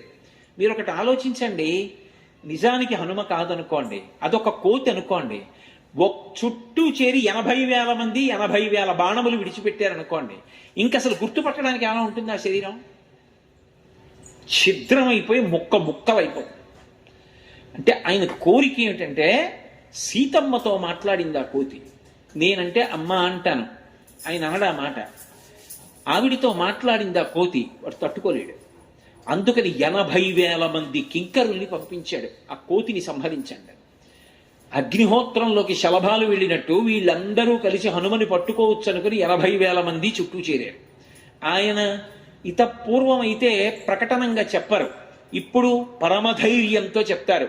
అక్కడ తోరణం ఉంది, ఆ తోరణం ఎక్కి కూర్చున్నారు. తోరణము అంటే లక్ష్మీ కమ్మి అంటారు. ఇంట్లో గడప ఉంటుంది, ఇటు ఇటు ఉండి పైన ఒక కమ్మి ఉంటుంది, అది లక్ష్మీ కమ్మి అంటారు. అది పుచ్చిపోకూడదు అని కింద పసుపు రాస్తాం, కానీ తోరణం దానికే కడతాం, అది లక్ష్మీస్థానం. అటువంటి తోరణం మీద కూర్చున్నారు. కూర్చుని జయమంత్రం చెప్తున్నారు. ఈ జయమంత్రానికి శ్రీరామాయణంలో ఎనలేని ప్రాధాన్యత ఉంది. జయత్యతి బలో రామో లక్ష్మణశ్చ మహాబల రాజాజైతి సుగ్రీవో రాఘవేణాభిపాలిత దాసోహం కోసలేంద్రస్య రామస్య అక్లిష్టకర్మణ హనుమాన్ శత్రుసైన్యానాం నిహంతా మరుతత్మజ న రావణ సహస్రం మే యుద్ధే ప్రతిఫలం భవేత్ శిలాభిస్తు ప్రహరత పాదపైశ్చ సహస్రశః అర్దయిత్వా పురీం లంకాం అభివజ్య చ మైథిలీం సమృద్ధార్థో గమిష్యాం విశతాం సర్వరక్షసాం అన్నారు. జయత్యతి బలో రామో లక్ష్మణశ్చ మహాబల. జయశీలుడైనటువంటి రామచంద్రమూర్తి వర్ధిల్లుతున్నాడు, ఆయనతో ఉన్నటువంటి లక్ష్మణస్వామి వర్ధిల్లుతున్నాడు. వాళ్ళిద్దరి యొక్క ఛత్రఛాయల్లో ఉన్నటువంటి మా ప్రభు అయినటువంటి సుగ్రీవుడు అతిశయించి ఉన్నాడు. కాబట్టి జయత్యతి బలో రామో లక్ష్మణశ్చ మహాబల రాజాజైతి సుగ్రీవో రాఘవేణాభిపాలిత దాసోహం కోసలేంద్రస్య రామస్య అక్లిష్టకర్మణ. అత్యంత హేళగా కార్యాలు చెయ్యగలిగినటువంటి రామచంద్రమూర్తి యొక్క దాసానదాసుణ్ణి నేను. దాసోహం కోసలేంద్రస్య రామస్య అక్లిష్టకర్మణ హనుమాన్ శత్రు సైన్యానాం నిహంతా మరుతత్మజ. నా పేరు హనుమ, శత్రు సైన్యములను మర్దించడంలో నాకు నేనే సాటి. నిహంతా మారుతత్మజ న రావణ సహస్రం మే యుద్ధే ప్రతిఫలం భవేత్. 1000 మంది రావణాసురుడు వచ్చినా ఎదురుగుండా నిలబడినా ఈ భుజాదండానికి వాళ్ళొక పురుగు, చేత్తో కొట్టి చంపేస్తాను. నాకు ఆయుధములు అక్కర్లేదు. శిలాభిస్తు ప్రహరత పాదపైశ్చ సహస్రశ అర్ధయిత్వా పురీం లంకాం అభివజ్యచ మైథిలీం. నా పాదముల చేత తొక్కేస్తాను, మోకాళ్లతో పొడుస్తాను, నా వక్షస్థలం చేత కుమ్మేస్తాను, రాళ్లు పెట్టి కొడతాను, చెట్లు ఎత్తి విసురుతాను, పర్వత శిఖరములను అత్యంత హేళగా చేతిలో రాళ్లు పట్టుకున్నట్టుగా పట్టుకుని విసిరి కోట్ల సైన్యాన్ని సంహరిస్తాను. నాకు వేరు ఆయుధం అక్కర్లేదు. ఎలా వచ్చానో అలా వెళ్ళిపోతాను. నేను వచ్చింది సీతామాత దర్శనానికి వచ్చాను. అభివజ్యత మైథిలి, మళ్ళీ వెళ్ళిపోయే ముందు సీతమ్మకి నమస్కరించి వెళ్ళిపోతాను. నన్ను పట్టగలిగిన వాడు మీ లంకా పట్టణంలో లేడు, మీ ప్రభువుకే చేత కాదు, మీరెంత. కాబట్టి అభివజ్యత మైథిలి సమృద్ధార్థో గమిష్యామి విశతాం సర్వరక్షసాం. 100 యోజనముల సముద్రాన్ని అవలీలగా దాటి వెళ్ళిపోతాను. నేను రామచంద్రమూర్తి యొక్క దాసాన దాసుణ్ణి అని జయమంత్రం పఠిస్తూ ఆ లక్ష్మీ కమ్మి మీద, పైకమ్మి మీద, తోరణం మీద ఎక్కి కూర్చున్నారు. 80,000 మంది కింకరుల మూక వచ్చి చుట్టూ నిలబడి ఆయన మీద బాణప్రయోగం చేస్తున్నారు. వెంటనే అందులోంచి ఒక పెద్ద పరిఘని ఒకదాన్ని ఊడబెరికి గిర్ర గిర్ర గిర్ర గిర్ర తిప్పి ఆ పరిఘ పెట్టి 80,000 మందిని కొట్టారు. కొడితే 80,000 మంది గుర్తుపట్టడానికి వీలు లేనటువంటి మాంసపు ముద్దలైపోయారు. అంత నిత్తుటితో తడిసిపోయి ఏరులై ప్రవహించింది.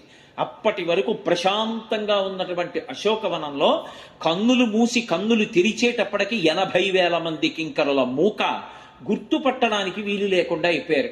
హడిలిపోయారు అక్కడున్న రాక్షస స్త్రీలు. ఈయన సామాన్యుడు కాడని మళ్లీ పరుగు పరుగున రావణాసురుడి దగ్గరికి వెళ్ళారు.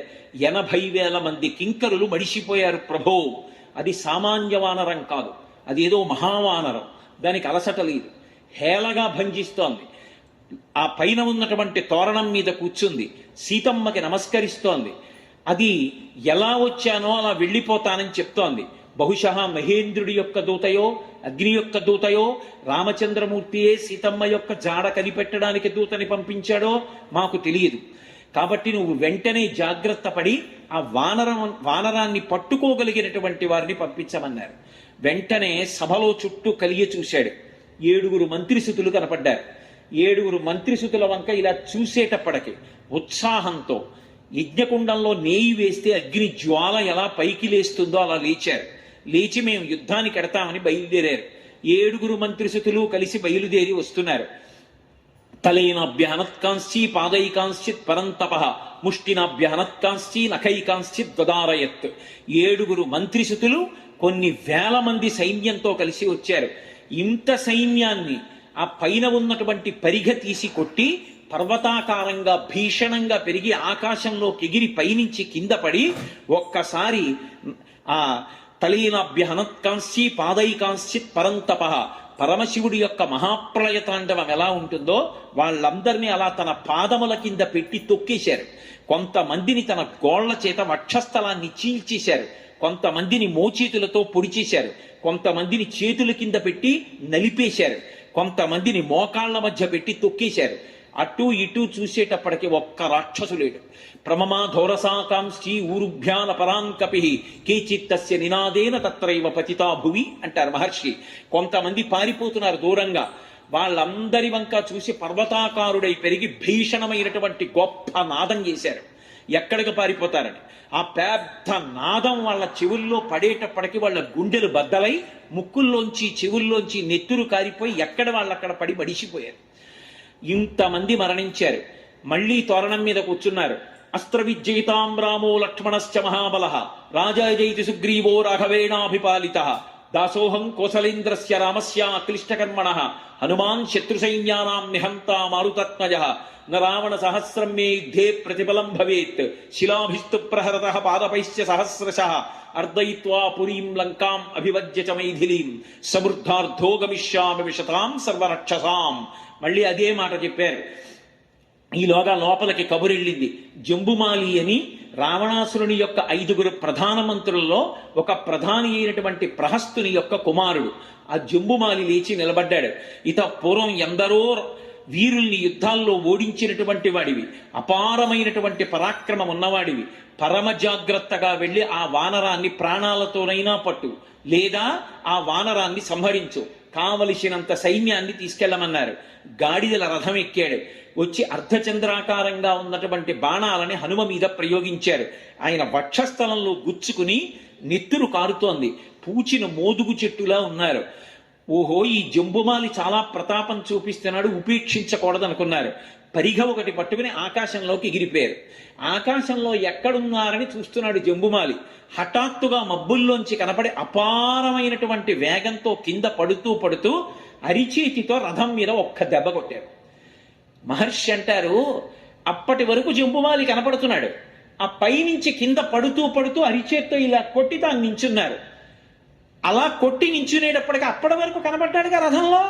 తస్య చైవ శిరన్నాస్తి నబాహు నచుజానుని నరథ నా అశ్వ తత్రాదృశ్యంతి నేషవ. ఇలా చూసేటప్పటికి తలకాయ లేదు, కంఠం లేదు, మొండెం లేదు, మోకాళ్ళు లేవు, కాళ్ళు లేవు, పాదాలు లేవు, రథం లేదు, గుర్రాలు లేవు, అంతా కలిపి ఓ ముద్ద అయిపోయి అక్కడ ఉంది. అలా కొట్టారు అరిచేత్తో. కొట్టి మళ్లీ తోరణం ఎక్కి కూర్చున్నారు.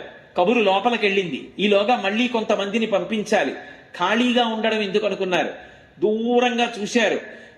సరదర్శ విదూరస్థం చైత్య ప్రసాదముచ్ఛ్రీతం మధ్యే స్తంభ సహస్రేషు స్థితం కైలాస పాండురం. 1000 స్తంభాలతో కనపడింది కదూ. ఆ ఇంతకుముందు ఒక చైత్య ప్రాసాదం, ఆ చైత్య ప్రాసాదం వంక చూశారు. ఒక్కసారి జయమంత్రం చెప్పి ఆ కూర్చున్నటువంటి తోరణం మించి ఎగిరి అక్కడికి వెళ్ళారు. ప్రాసాదస్య మహాంతస్య స్తంభం హేమపరిష్కృతం ఉత్పాటయిత్వా వేగేన శతధార. ఆయన అక్కడ ఉన్నటువంటి ఆ మంటపంలోకి వెళ్ళి ఒక బంగారు స్తంభాన్ని ఓడబెరికారు. తత సంభ్రామయామాస శతధారం మహాబల. దాన్ని గిర్ర గిర్ర గిర్ర గిర్ర గిర్ర తిప్పారు. శతధారం అంటే ఇంకా అసలు ఆ స్తంభం కనపడదు, అంత వేగంగా తిప్పారు దాన్ని. అంత వేగంగా తిప్పేటప్పటికే అది గాలితో ఘర్షణ పొంది అగ్నిహోత్రం పుట్టింది. ఆ పుట్టినటువంటి అగ్ని ఆ ప్రాసాదం అంతా కూడా చిమ్మబడి అందులో ఉండేటటువంటి కాంచన స్తంభాలు, వాటికి తాపడం చేయబడినటువంటి ముత్యాలు, వజ్రాలు, వైఢూర్యాలు, రత్నాలు పెటిల్లున పేలిపోయి ఆ ప్రాసాదం అంతా కూలిపోయి అగ్నిహోత్ర సంస్కారం అయిపోయి బంగారం అంతా కరిగిపోయి కాలవై ప్రవహించి అశోకవనంలో వెళ్ళిపోతోంది. అలా ప్రాసాదాన్నంతటినీ భంజించి మళ్ళీ పైకెక్కి కూర్చున్నారు. రావణాసురుడికి కబురెళ్ళింది. వెళ్ళినటువంటి 7 మంత్రిసుతులు, జంబుమాలి, 80,000 మంది కింకరుల మూక వెళ్ళిపోయారు. అవతల 1000 స్తంభాల మంటపం పడిపోయింది, దాన్ని కూడా కాల్చేశారు. రాక్షస స్త్రీలందరూ బెదిరి అశోకవనాన్ని విడిచిపెట్టి వెళ్ళిపోయారు. శిశుపావనంలో ఆ శిశుపా వృక్షం కింద సీతమ్మ తల్లి ఒక్కత్తి మాత్రం నిర్భయంగా కూర్చుంది. వెంటనే చూశాడు, 5 సేనానాయకులు ఉన్నారు. సవిరూపాక్ష యూపాక్షౌ దుర్ధరం చైవనాయకం ప్రహసం భాసకర్ణంచ పంచసేనాగ్రనాయకాన్ అని విరూపాక్షుడు, యూపాక్షుడు, దుర్ధరుడు, ప్రహసుడు, భాసకర్ణుడు అని పేర్లు వాళ్ళకి. ఈ 5 కూడా కొన్ని వేల సైన్యాన్ని వెంట పెట్టుకుని వచ్చారు. వచ్చి 5 5 వైపులా చుట్టుముట్టి తమ సైన్యంతో బాణ పరంపర కురిపిస్తున్నారు. చూశారు, వీళ్లతో యుద్ధం చేయడం పెద్ద కష్టమే ఉందనుకున్నారు. అనుకుని ఒక్కసారి మళ్ళీ ఆకాశంలోకి వెళ్ళిపోయి తత సముదితాస్తాశ్వం రథం భగ్నాక్షకూబరం విహాయ న్యపతద్భూమౌ దుర్ధరం త్యక్తజీవిత. ఆ పైనుంచి కింద పడుతూ అరిచేత్తో రథం మీద కొట్టారు. కొట్టేటప్పటికి దుర్ధరుని యొక్క రథము, గుర్రాలు, నొసలు, దుర్ధరుడు అందరూ కూడా ముద్దయిపోయి పడిపోయారు. అక్కడతో దుర్ధరుడు అయిపోయాడు. ససాల వృక్షమాసాద్య సముత్పాట వానర తావుభౌ రాక్షసౌ వీరౌ జఘాన పవనాత్మజ. ఒక పెద్ద సాల వృక్షాన్ని చూశారు, మద్ది చెట్టు. ఆ మద్ది చెట్టు మొదలు పట్టుకుని పెకలించారు. దాన్ని గిర్ర గిర్ర గిర్ర గిర్ర తిప్పి ఎదురుగుండా పరిగెత్తుకుంటూ వచ్చి బాణాలు వేస్తున్నటువంటి విరూపాక్షుడు, యూపాక్షుడు అనేటటువంటి రాక్షసుల మీద విసిరారు. మద్ది చెట్టు యొక్క దెబ్బకి ఎముకలు విరిగిపోయి గుజ్జుయిపోయి 2 రాక్షసులు పడిపోయారు. మిగిలిపోయినటువంటి వాళ్ళు విరూపాక్షుడు, యూపాక్షుడు, దుర్ధరుడు మరణించారు. ప్రహసుడు, భాసకర్ణుడు మిగిలారు. వాళ్ళిద్దరూ బాణాలు పట్టుకుని ఆయన మీద ప్రయోగిస్తూ వస్తున్నారు. చూసి ఒక్కసారి సముత్పాటగిరే శృంగం సమ్మృగం జానపాదపం జఘాన హనుమాన్ వీరో జఘాన పవనాత్మజ. అక్కడ ఉండేటటువంటి ఒక పర్వత శిఖరం, అది అనేకమైనటువంటి మృగాలతోటి, పాములతోటి ఉంది. భీమ విక్రమంతో మేరుమందర సంకాశౌ భవౌదీప్తా నలప్రభ. మేరు పర్వతం అంత పెద్ద శరీరాన్ని పెంచి ఆ పర్వత శిఖరాన్ని పైకి ఎత్తేశారు ఇలా చేత్తో. అది పాములతోటి, క్రూరమృగాలతోటి, గుహలతోటి, చెట్లతోటి ఉంది. ఆ పర్వత శిఖరాన్ని పైకెత్తి ఒక రాతిని విసిరినట్టుగా విసిరారు. అది వెళ్ళి ఇద్దరు రాక్షసుల మీద పడి ఇద్దరు రాక్షసుల యొక్క శరీరములు భగ్నములైపోయి కింద పడిపోయారు. అక్కడ మహర్షి ఒక మాట అంటారు, హతైర్ నాగైశ్చ తురగై భగ్నాక్షైశ్చ మహోరథై హతైశ్చ రాక్షసైర్భూమి రుద్ధమార్గా సమంతత అంటారు. ఆ అశోకవనం అప్పటి వరకు సర్వఋతువులలో పువ్వులు పూసేటటువంటి చెట్లతోటి, కాయలు కాసి పళ్ళు పండేటటువంటి చెట్లతోటి అత్యంత శోభతో విలసిల్లినటువంటి ప్రదేశం. సువాసనలు గుబాళిస్తూ ఉండేవి. అన్ని కాలముల యందు మదించినటువంటి పక్షులు కూస్తూ ఉండేవి.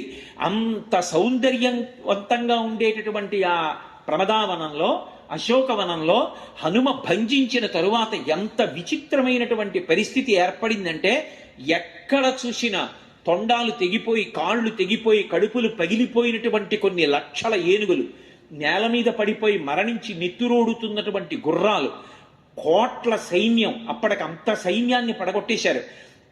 అంత సైన్యం, అంతమంది వీరులు, అన్ని రథాలు అన్నిటితో నిండిపోయి ఎక్కడ చూసినా మాంసము నెత్తురు, మాంసము నెత్తురు, భూమి అంతా నిండిపోయింది. మళ్ళీ ఆ తోరణం మీదకి ఎక్కి కూర్చున్నారు. ఈసారి చూశాడు, 80,000 మంది కింకరుల మూక మడిసిపోయారు, జంబుమాలి మడిసిపోయాడు. ఆ పైన 7 మంత్రిశతులు మడిసిపోయారు, 5 సేనాగ్ర నాయకులు పడిపోయారు. ఈసారి సామాన్యుణ్ణి పంపకూడదు, సరి అయినటువంటి వాణ్ణి పంపించాలనుకున్నారు. సభనంతటినీ కలయ తిరిగి చూశాడు. తన కామం కోసం తాను ఎంత నీచానికి దిగజారిపోతాడు అనడం చెప్పకుండా చెప్పడం సుందరకాండ. తన కుమారుడు అక్షకుమారుడి వంక చూశాడు. యజ్ఞం చేస్తున్నప్పుడు అగ్నిహోత్రం ఎలా లేస్తుందో అంత ఉత్సాహంగా లేచాడు. చాలా చిన్నపిల్లవాడు అక్షకుమారుడు. వెంటనే బంగారు కవచం కట్టుకుని ఉన్నాడు. పిల్లవాడే కానీ యుద్ధంలో సాటి లేని మహావీరుడు. నాన్నగారు నన్ను నమ్మండి, నేను ఆ హరివీరుణ్ణి తప్పకుండా పట్టుకుంటానని ప్రతిజ్ఞ చేశాడు. రథం ఎక్కి వెనక కొన్ని అక్షౌహిణీల సైన్యాన్ని తీసుకుని అశోకవనంలోకి బయలుదేరాడు. చూశారు ఎంత గొప్ప యుద్ధం చేశాడంటే అక్షకుమారుడు, హనుమంతటి వారు ఆ బాణ పరంపరలోంచి తప్పుకోవడం కష్టమైంది. ఆకాశంలోకి ఎగిరిపోయినా కూడా ఎన్ని బాణాలు ప్రయోగించాడంటే, పెద్ద శరీరంతో ఉంటే తప్పుకోవడం కుదరక బహుసూక్ష్మ శరీరంతో ఆ బాణాల మధ్య తిరిగారు. ఇక అగ్నిహోత్రం పెరుగుతూ ఉంటే చూడ్డానికి ముద్దుగా ఉందని ఉపేక్షిస్తే ఇల్లు కాల్చేస్తుంది. ముదుసలి ఇంటి దీపమని ముద్దుడు మూర్ఖుడు కాడు అంటాడు రామరాయలు. మా ఇంటి దీపం ఎంత ముద్దుగా ఉందో అని ముద్దు పెట్టుకుంటే మూతి కాలిపోతుంది. పిల్లవాడు చిన్నవాడు ఎంత బాగా యుద్ధం చేస్తున్నాడో అని ఉపేక్షిస్తే వీడు చాలా ప్రమాదం తెచ్చేట్టున్నాడు. వీడికి అలసట లేదు, యుద్ధం చేసే కొద్దీ శక్తి పుచ్చుకుంటున్నాడు. ప్రమాదకరమైన యుద్ధం కాబట్టి పిల్లవాడిని పడగొట్టాలని మనసు రాకపోయినా ఆకాశంలోంచి ఒక్కసారి నేల మీదకి దూకి చేత్తో కొట్టి రథాన్నంతటినీ భగ్నం చేశారు. హనుమ వేగం అంటే అసలు ఎవరు ఊహించలేరు. మనోజవం మరుతతుల్య వేగం. అంత వేగంతో ఆయన వచ్చి కొడితే అంత ఉడుపుగా అక్షకుమారుడు రథంలోంచి తప్పుకున్నాడు. తప్పుకుని చేతిలో చంద్రహాసం పట్టుకుని ఆకాశానికి ఎగిరిపోయాడు. ఎలా? మహాతపశక్తి సంపన్నుడైనటువంటి వ్యక్తి శరీరాన్ని పరిత్యజించి సహస్రారంలోంచి బ్రహ్మరంధ్రంలోంచి తన యొక్క జీవుణ్ణి ఉద్గమింపచేసి ఉత్తమ లోకాలకు వెళ్ళిపోయినటువంటి రీతిలో ఆయన ఒక్కసారి ఆకాశంలోకి ఎగిరాడు. చూశారు స్వామి హనుమ, ఓహో వీడు ఆకాశంలో కూడా నిలబడి యుద్ధం చేస్తాడనమాట, ఉపేక్షించకూడదని ఉత్తర క్షణం ఎంత వేగంగా కిందకొచ్చారో అంత వేగంగా పైకెళ్ళారు. పైకెళ్ళి అక్షకుమారుడి ముందుకి వెళ్లకుండా కింద నుంచే 2 కాళ్ళు పట్టుకున్నారు. దురదృష్టమో అదృష్టమో హనుమంతటి మహానుభావుడు పట్టుకున్నాడు 2 కాళ్ళు. పట్టుకుని ఆకాశంలోంచి ఒక్కసారి కిందకి ఈడ్చేశారు. ఇలా ఈడ్చేస్తూ దిగిపోయారు. మహర్షి ఒక అద్భుతమైనటువంటి యుద్ధాన్ని ఆవిష్కరించారు. అక్కడ ఏమి చేయలేదు అసలు అక్షకుమారుడితో యుద్ధాన్ని. చేతిలో 2 కాళ్ళు పట్టుకున్నారు. పట్టుకుని కొన్ని వేల మార్లు తిప్పారు ఆకాశంలో. మామూలుగానే ఏదో ఉప్పులు గుప్ప అంటారు, అటు ఇటు చేతులు పట్టుకుని కొంచెం వేగంగా కాసేపు తిరిగామనుకోండి కళ్ళు తిరుగుతాయి. అలాంటిది పట్టుకుని గిర్ర గిర్ర గిర్ర గిర్ర గిర్ర గిర్ర గిర్ర గిర్ర కొన్ని వేల మార్లు తిప్పేశారు. అలా తిప్పితే సభగ్న బాహూరుకటి శిరోధర క్షరన్న సృజ్మిర్మధితాస్తిలోచన సభగ్న బంధి ప్రవికీర్ణ బంధనో హతక్షితై వాయుసుతేన రక్షస. ఆ వేగంలో తిప్పుతుంటేట ఆ వేగాన్ని తట్టుకోలేక కనుగుడ్లు రెండు ఊడి ఎగిరిపోయేట. తర్వాత ఇంకా వేగంగా తిప్పుతుంటే వేగం తట్టుకోలేక తల ఊడిపోయి ఎగిరిపోయింది. ఇంకా తిప్పుతూనే ఉన్నారు. ఆ తిప్పుతూ ఉండడంలో నడుం దాకా శరీరం ఊడిపోయి వెళ్ళిపోయి ఎక్కడో చెట్టును కొట్టి పడిపోయింది. ఇంకా తిప్పారు, మోకాళ్ళ వరకు శరీరం ఊడిపోయి వెళ్ళిపోయింది. ఇంకా తిప్పారు, పాదాల వరకు వెళ్ళిపోయింది. పాదాలు రెండు చేతిలో ఉన్నాయి. ఇలా చూసి విసిరాకలు పారేశారు. ఆయన యుద్ధం అంటే అలా ఉంటుంది. వాల్మీకి రామాయణంలో లేదు కానీ ఒక చోట ఒక మాట అంటారు, రామరావణ యుద్ధం ప్రారంభమయ్యే ముందు గ్రద్దలు సమావేశం పెట్టుకున్నాయిట.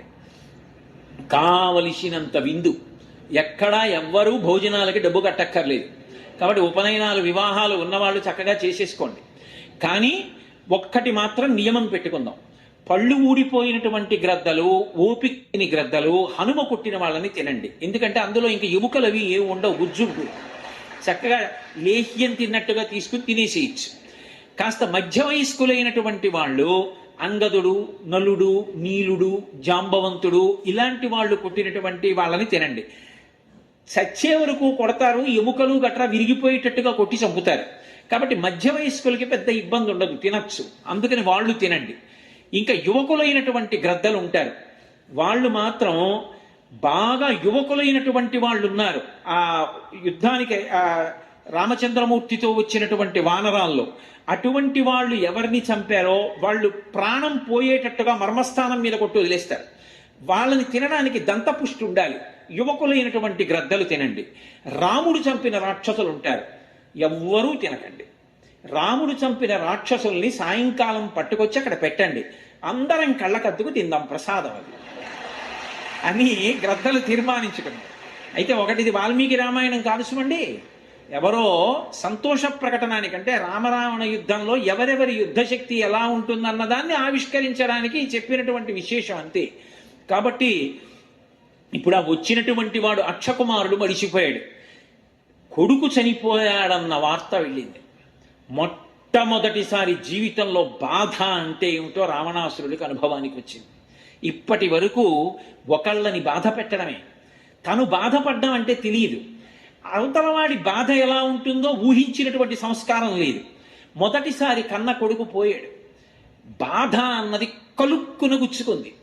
చూశాడు, ఓ ఇక ఈ హరివీరుణ్ణి పట్టగలిగినటువంటి వాడు సామాన్యుడెవడు లేడు, ఇక తప్పదు, చాలా చాలా గొప్పవాణ్ణే పంపించాలి అని సభ వంక కలిగి తిరిగి కుమారుడైనటువంటి ఇంద్రజిత్ వంక చూశాడు. ఇంద్రజిత్ లేచి నిలబడ్డాడు. నాయనా, నేను యజ్ఞాలు చేసిన, దైవ సంబంధంగా నాకేదైనా ప్రమాదం ఏర్పడినా లేదా యుద్ధంలో నాకు ఎప్పుడైనా క్లిష్టమైన పరిస్థితి వచ్చినా నా కొడుకు ఇంద్రజిత్ ఉన్నాడు అని నిన్ను తలుచుకుని నేను ఊరట పొందుతుంటాను. నిజంగా కూడా ఉత్తరాఖండలో అగస్త్య మహర్షి రామచంద్రమూర్తి అంతఃపురానికి వెళ్ళారు. వెళ్ళి మాట్లాడుతుంటే రాముడు అడిగాడు, రావణుడికి అంత శక్తి ఎక్కడదని. అడిగితే అగస్త్యుడు అన్నాడు, రావణుడు కాదు ప్రమాదకారి, ఇంద్రజిత్ ప్రమాదకారి. ఎందుచేతనంటే రావణుడు కూడా ఇంద్రుణ్ణి ఓడించడంలో కొంచెం కాల విలంబనమై విశ్రాంతి తీసుకోవడానికి వెళ్ళాడు. ఇంద్రజిత్ వచ్చి తలుపు కొట్టాడు పడుకున్న తండ్రికి. నిద్రలో లేచి ఎందుకురా నిద్రాభంగం చేశావన్నాడు. నాన్నగారండి లంక కలిపోదామన్నాడు. అదేమిట్రా, ఇంద్రుడితో యుద్ధం అవ్వాలి కదా అన్నాడు. ఓడించి నాన్నగారు కట్టేసి కాళ్ళు చేతులు కట్టి లంకకు పంపించేశాను పదండి అన్నాడు. ఇంద్రజిత్ అని బిరుదొచ్చింది. సామాన్యమైన యుద్ధం కాదు, నికుంభలా హోమం చేసి నల్లటి మేకని ఒకదాన్ని పళ్లతో పట్టి పీకి అర్పిస్తాడు అమ్మవారికి. అర్పణ చేసి కాని రథం ఎక్కాడా ఇక అది కనపడదు. మేఘనాథుడు మేఘములలో అంతర్ధానం అయిపోతాడు. అప్పుడు ఆయన ప్రయోగించేటటువంటి అస్త్రముల ధాటికి తట్టుకోవడం ఎవరికీ సాధ్యం కాదు. యుద్ధకాండ చదువుతుంటే ఇంద్రజిత్ యుద్ధం చేస్తుంటే భయం వేస్తుంది. అసలు వీడు చచ్చిపోతాడా అని మొదటిసారి చదువుతున్నప్పుడు అంత భయం వేస్తుంది.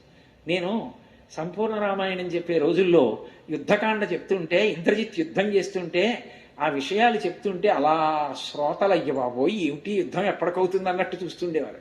ఇంద్రజిత్ యుద్ధం అంటే అలా ఉంటుంది. అటువంటి ఇంద్రజిత్ వంక చూశాడు. నాయనా, నిన్ను సామాన్యంగా పంపించను, ఇవాళ లంకాపట్టణం యొక్క స్థితి ప్రమాదంలోకి వెళ్ళింది. వచ్చినవాడు సామాన్యుడు కాడు, ఎవరో చాలా భయంకరమైన వీరుడు. లేకపోతే ఇలా ఓడించడం సాధ్యం కాదు. బహుశः దేవతలందరూ తమ శక్తుల్ని ఒక చోట రాశి చేసి పంపారేమో అని అనుకుంటున్నాను. ఏది ఏమైనా నువ్వు పరాకుగా ఉండు.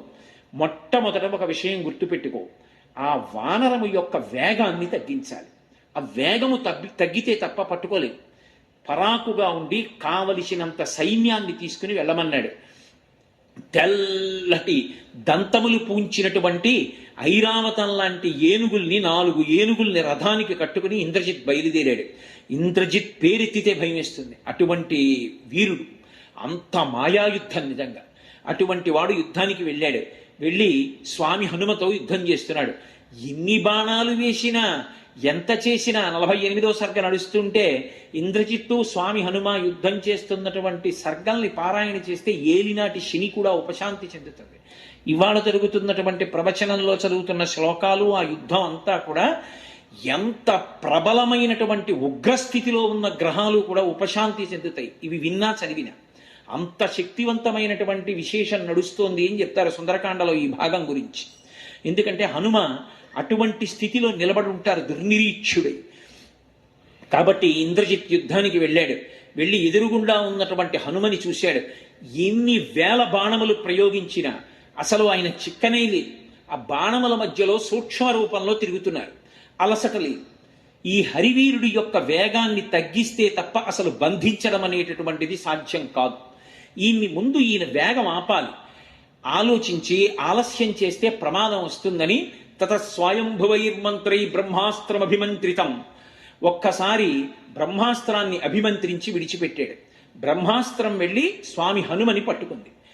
ఆయనకి జ్ఞాపకం వచ్చింది, బ్రహ్మాస్త్రం కూడా తనని బంధించదు. ఏ అస్త్రము చేత నీవు బంధింపబడవు అని స్వామి హనుమ ఇంద్రుడి యొక్క వజ్రము దెబ్బకి నేల మీద పడిపోయినప్పుడు వాయుదేవుడు కోపగించి అన్ని ప్రాణులలోకి వెళ్ళడం రావడం ఆపేశాడు. అప్పుడు బ్రహ్మగారు దేవతలందరితో కలిసి వెళ్ళి వరాలు ఇచ్చారు. ఏ దేవత కూడా తమ అస్త్రము చేత హనుమని కట్టలేదు, బ్రహ్మాస్త్రం కూడా కట్టదు. కానీ బ్రహ్మ అంటేనే లోకమునకంతటికీ కూడా పెద్దవాడు. అందుకే తత స్వయంభువై మంత్రై బ్రహ్మాస్త్రమభిమంత్రితం. ఆ బ్రహ్మాస్త్రము అంటే సృష్టికర్తది, లోకానికంతటికీ పెద్దవాడు. దానికి ఒక గౌరవం ఇవ్వాలి. ఏం మర్యాదో చూడండి. మీ నాన్నగారండి అన్నాడు అనుకోండి ఎవడైనా, వెంటనే ఓ గౌరవం ఇవ్వాలి. నేను మీ నాన్నగారి మిత్రుడండి అన్నాడు అనుకోండి, ఓ మా నాన్నగారి మిత్రుల అయ్యా నమస్కారం, బాగున్నారా, ఎవరు మీరు, మా నాన్నగారితో కలిసి ఉద్యోగం చేశారా, చదువుకున్నారా అని ఓ నిమిషం ఆగి మాట్లాడాలి. అయ్యా నేను మీ గురువు గారు కలిసి చదువుకున్నాం అన్నాను అనుకోండి, ఎంత వేగంగా వెళ్ళిపోతున్న వాడైనా ఆగాలి. ఓ మా గురువు గారి తెలుసా, మా గురువు గారు నాకు ధారకుడు, పోషకుడు, అటువంటి వారితో పరిచయం ఉందా, అయ్యా మీకు ఓ నమస్కారం అనాలి. సంస్కారం. పెద్దల పేరు చెప్తే ఆగాలి. ఆయన లోకమునకు సృష్టికర్త బ్రహ్మగారు. ఆయన పేరు మీద వచ్చిన అస్త్రం కాబట్టి కొద్దిసేపు దానికి కట్టుబడినట్టుగా ఊరుకున్నారు, గౌరవించారు. నేను దీనికి కట్టుబడను, వరమే, కానీ అలా ధిక్కరించడం మర్యాద కాదు. ఏమి మర్యాద నిజంగా, ఏమి రామాయణం. మర్యాదానాంచలోకస్య కర్త కరయితాచ సహా, మర్యాదా పురుషోత్తముడు రామచంద్రమూర్తి కించిత్ ఒక్క నిమిషం కట్టుబడ్డట్టుగా ఊరుకున్నారు. ఊరుకుని ఆగిపోయారు. నాకు ఇది చెప్తున్నప్పుడు ఒకటి గుర్తొస్తుంది. నేను ఉద్యోగంలో కొత్తగా జాయిన్ అయిన రోజున మహానుభావుడు బీబీఎల్ నరసింహారావు అని, ఇప్పుడు శరీరంతో లేరు వారు, వారి దగ్గర వేశారు నన్ను. మొట్టమొదటి రోజు ఆయన, నీకు మా మేనేజర్ గారిని, అధికారిని పరిచయం చేస్తాను రావాయ్ అని నన్ను తీసుకెళ్ళారు. ఆయన ఈయన్ని చెడమడా తిట్టేశారు.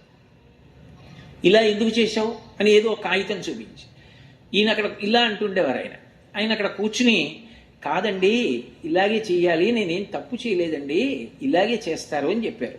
ఎంతో మర్యాదగా చెప్పారు. ఆయన తిట్టారు, నన్ను పరిచయం చేశారు. నేను హడిలిపోయింది, ఇదేమిటి ఇలా తిడుతున్నారు. తిరిగి వచ్చేసాం. వచ్చేసిన తర్వాత కాసేపటికి ఆయనే లేచి వచ్చాడు. లేచి వచ్చి, నరసింహారావు ఏమనుకోపోయి, ప్రథమ కోపం, డిస్ట్రిక్ట్ ఆఫీస్కి ఫోన్ చేశాను, నువ్వు చెప్పిందే కరెక్ట్, అలాగే రాయాలట, నేనే తప్పు చెప్పాను, ఆ కాగితం పట్టరా సంతకం చేస్తాను. చిన్నతనం కాదు, నాకు తెలియక నేను అడిగాను, ఏమన్నా మరి మీరు చేసింది తప్పు కాదని తెలిసినప్పుడు అలా మాట్లాడతారేంటండి అని అడగరేంటండి మీరు అన్నారు.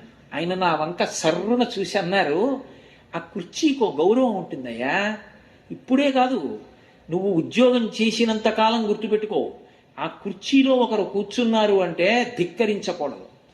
ఆయన ఒకవేళ పొరపాటు మాట్లాడినా మనం నిగ్రహం పాటించాలి. ఎందుకో తెలుసా, అదొక గదిలో ఎందుకు వేశారు, దానికి ఒక గౌరవం ఉంది.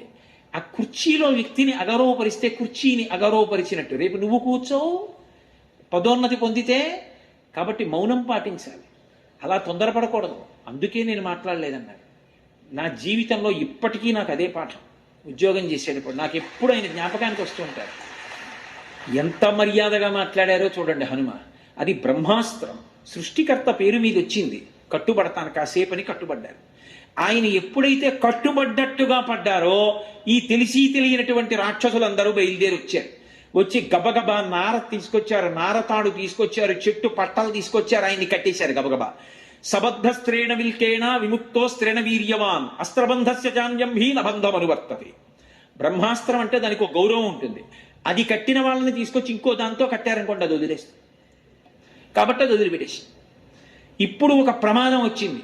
ఇంద్రజిత్తుకి తెలుసు ధనుర్వేదం. అహో మహత్కర్మ కృతం నిరర్ధకం నరాక్షసైర్మంత్రగతిర్విమృష్ట. వీళ్ళు తెలిసి తెలియక పెద్ద ప్రమాదం తీసుకొచ్చారు. ఎవరినైనా అవతల వాడిని బ్రహ్మాస్త్రంతో కడితే, ఒకవేళ ఏ కారణం చేతనైనా బ్రహ్మాస్త్రం ఆ వ్యక్తిని వదిలిపెట్టేస్తే మరునాడు సూర్యోదయం అయ్యే వరకు ఇక ఏ అస్త్రమో ఆ వ్యక్తిని పట్టుకోదు, చెనకదు.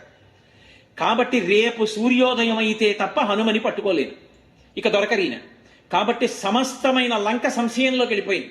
నరాక్షసైర్మంత్రగతి నిర్వృష్ట ప్రవర్తతే సంశయతాత్మ సర్వే. అందరి ప్రాణాలకి సంశయం వచ్చేసింది. ఎంత ప్రమాదం జరిగిందనుకున్నారు? హనుమకి తెలియదా ఈ విషయం? తెలుసు.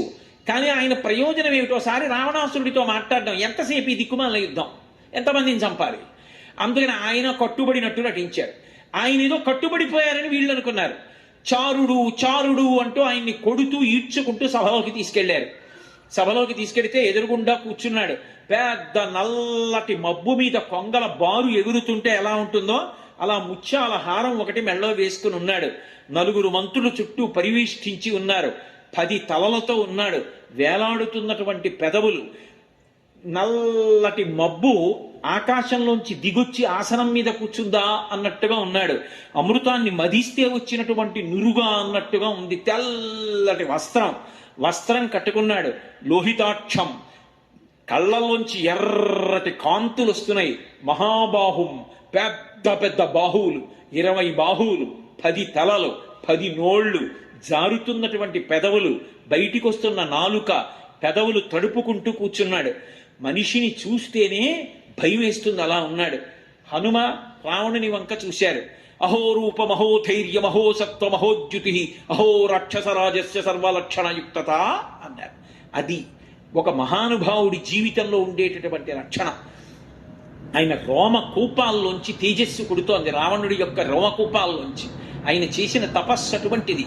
అబ్బా, అహో రూప మహోధైర్య మహో సత్వ మహోద్యుతి. ఏమి ధైర్యం, ఏమి రూపం, ఏమి టీవీ, ఏమి కాంతి, ఏమి ప్రకాశం. అసలు రోమకూపాల్లోంచి వస్తోంది కాంతి. ఎంత డాబుగా ఉన్నాడు. వీడి ఎందు పరదారాగ్రహణం అనేటటువంటి మహాపాపం లేకపోతే, వీడి ఎందు అధర్మ బుద్ధి లేకపోతే ఇంద్ర పదవితో కలిపి 3 లోకములు నేలగలిగిన మొనగాడు. ఎంత గొప్ప సాముద్రిక లక్షణాలు! ఎటువంటి వేళ్ళు, ఎటువంటి గోళ్ళు! సులక్షణ రకాంగుష్టై స్వంగుళీ తలలక్షితై. అటువంటి చేతులు, అటువంటి కాళ్ళు, వక్షస్థలం, అలా ఉన్నాడే. ఏమి కాంతి అనుకున్నారు. రావణాసురుడు హనుమ వంక చూశారు. శంకాహృతాత్మా దధ్యౌసా కపీంద్రం తేజసావృతం కిమేష భగవాన్ నంది భవే సాక్షాత్ దిహాగత ఏన శక్తోస్మి కైలాసే మయా సంచలితే పురా. వాడికి మాత్రం గుడ్డె గుట్టుక్కుమంది. ఇది ఉపాసనలో ఉండే తేడా. ఇద్దరూ భగవదుపాసకులే. కానీ ఒకడు అధర్మం వైపు నడుస్తూ ఉంటాడు, ఒకడు ధర్మం వైపుకి నడుస్తూ ఉంటాడు. ధర్మం వైపు నడిచినటువంటి వాడికి ఉన్న ధైర్యం అధర్మం వైపు నడిచినటువంటి వాడికి ఉండదు. అందుకే హనుమ వంక చూడగానే శంకాహృతాత్మా దధ్యౌసా కపీంద్రం తేజసావృతం, హనుమ యొక్క తేజస్సు వంక చూశాడు. అబ్బా, ఏవి తేజస్సురా ఇది! కిమేష భగవాన్ నంది భవే సాక్షాత్ దిహాగత. నందీశ్వరుడిలా కనపడ్డారు. ఏమిరా, నాకు ఈయన చూస్తే వానరుడిలా కనపడటం లేదు, నందీశ్వరుడిలా కనపడుతున్నాడు. ఒకవేళ నేను ఒకనాడు పుష్పక విమానం ఎక్కి కైలాస పర్వత శిఖరం మించి వెళ్ళిపోతున్నాను. అకస్మాత్తుగా పుష్పక విమానం ఆగిపోయింది. ఉత్తరాఖండలో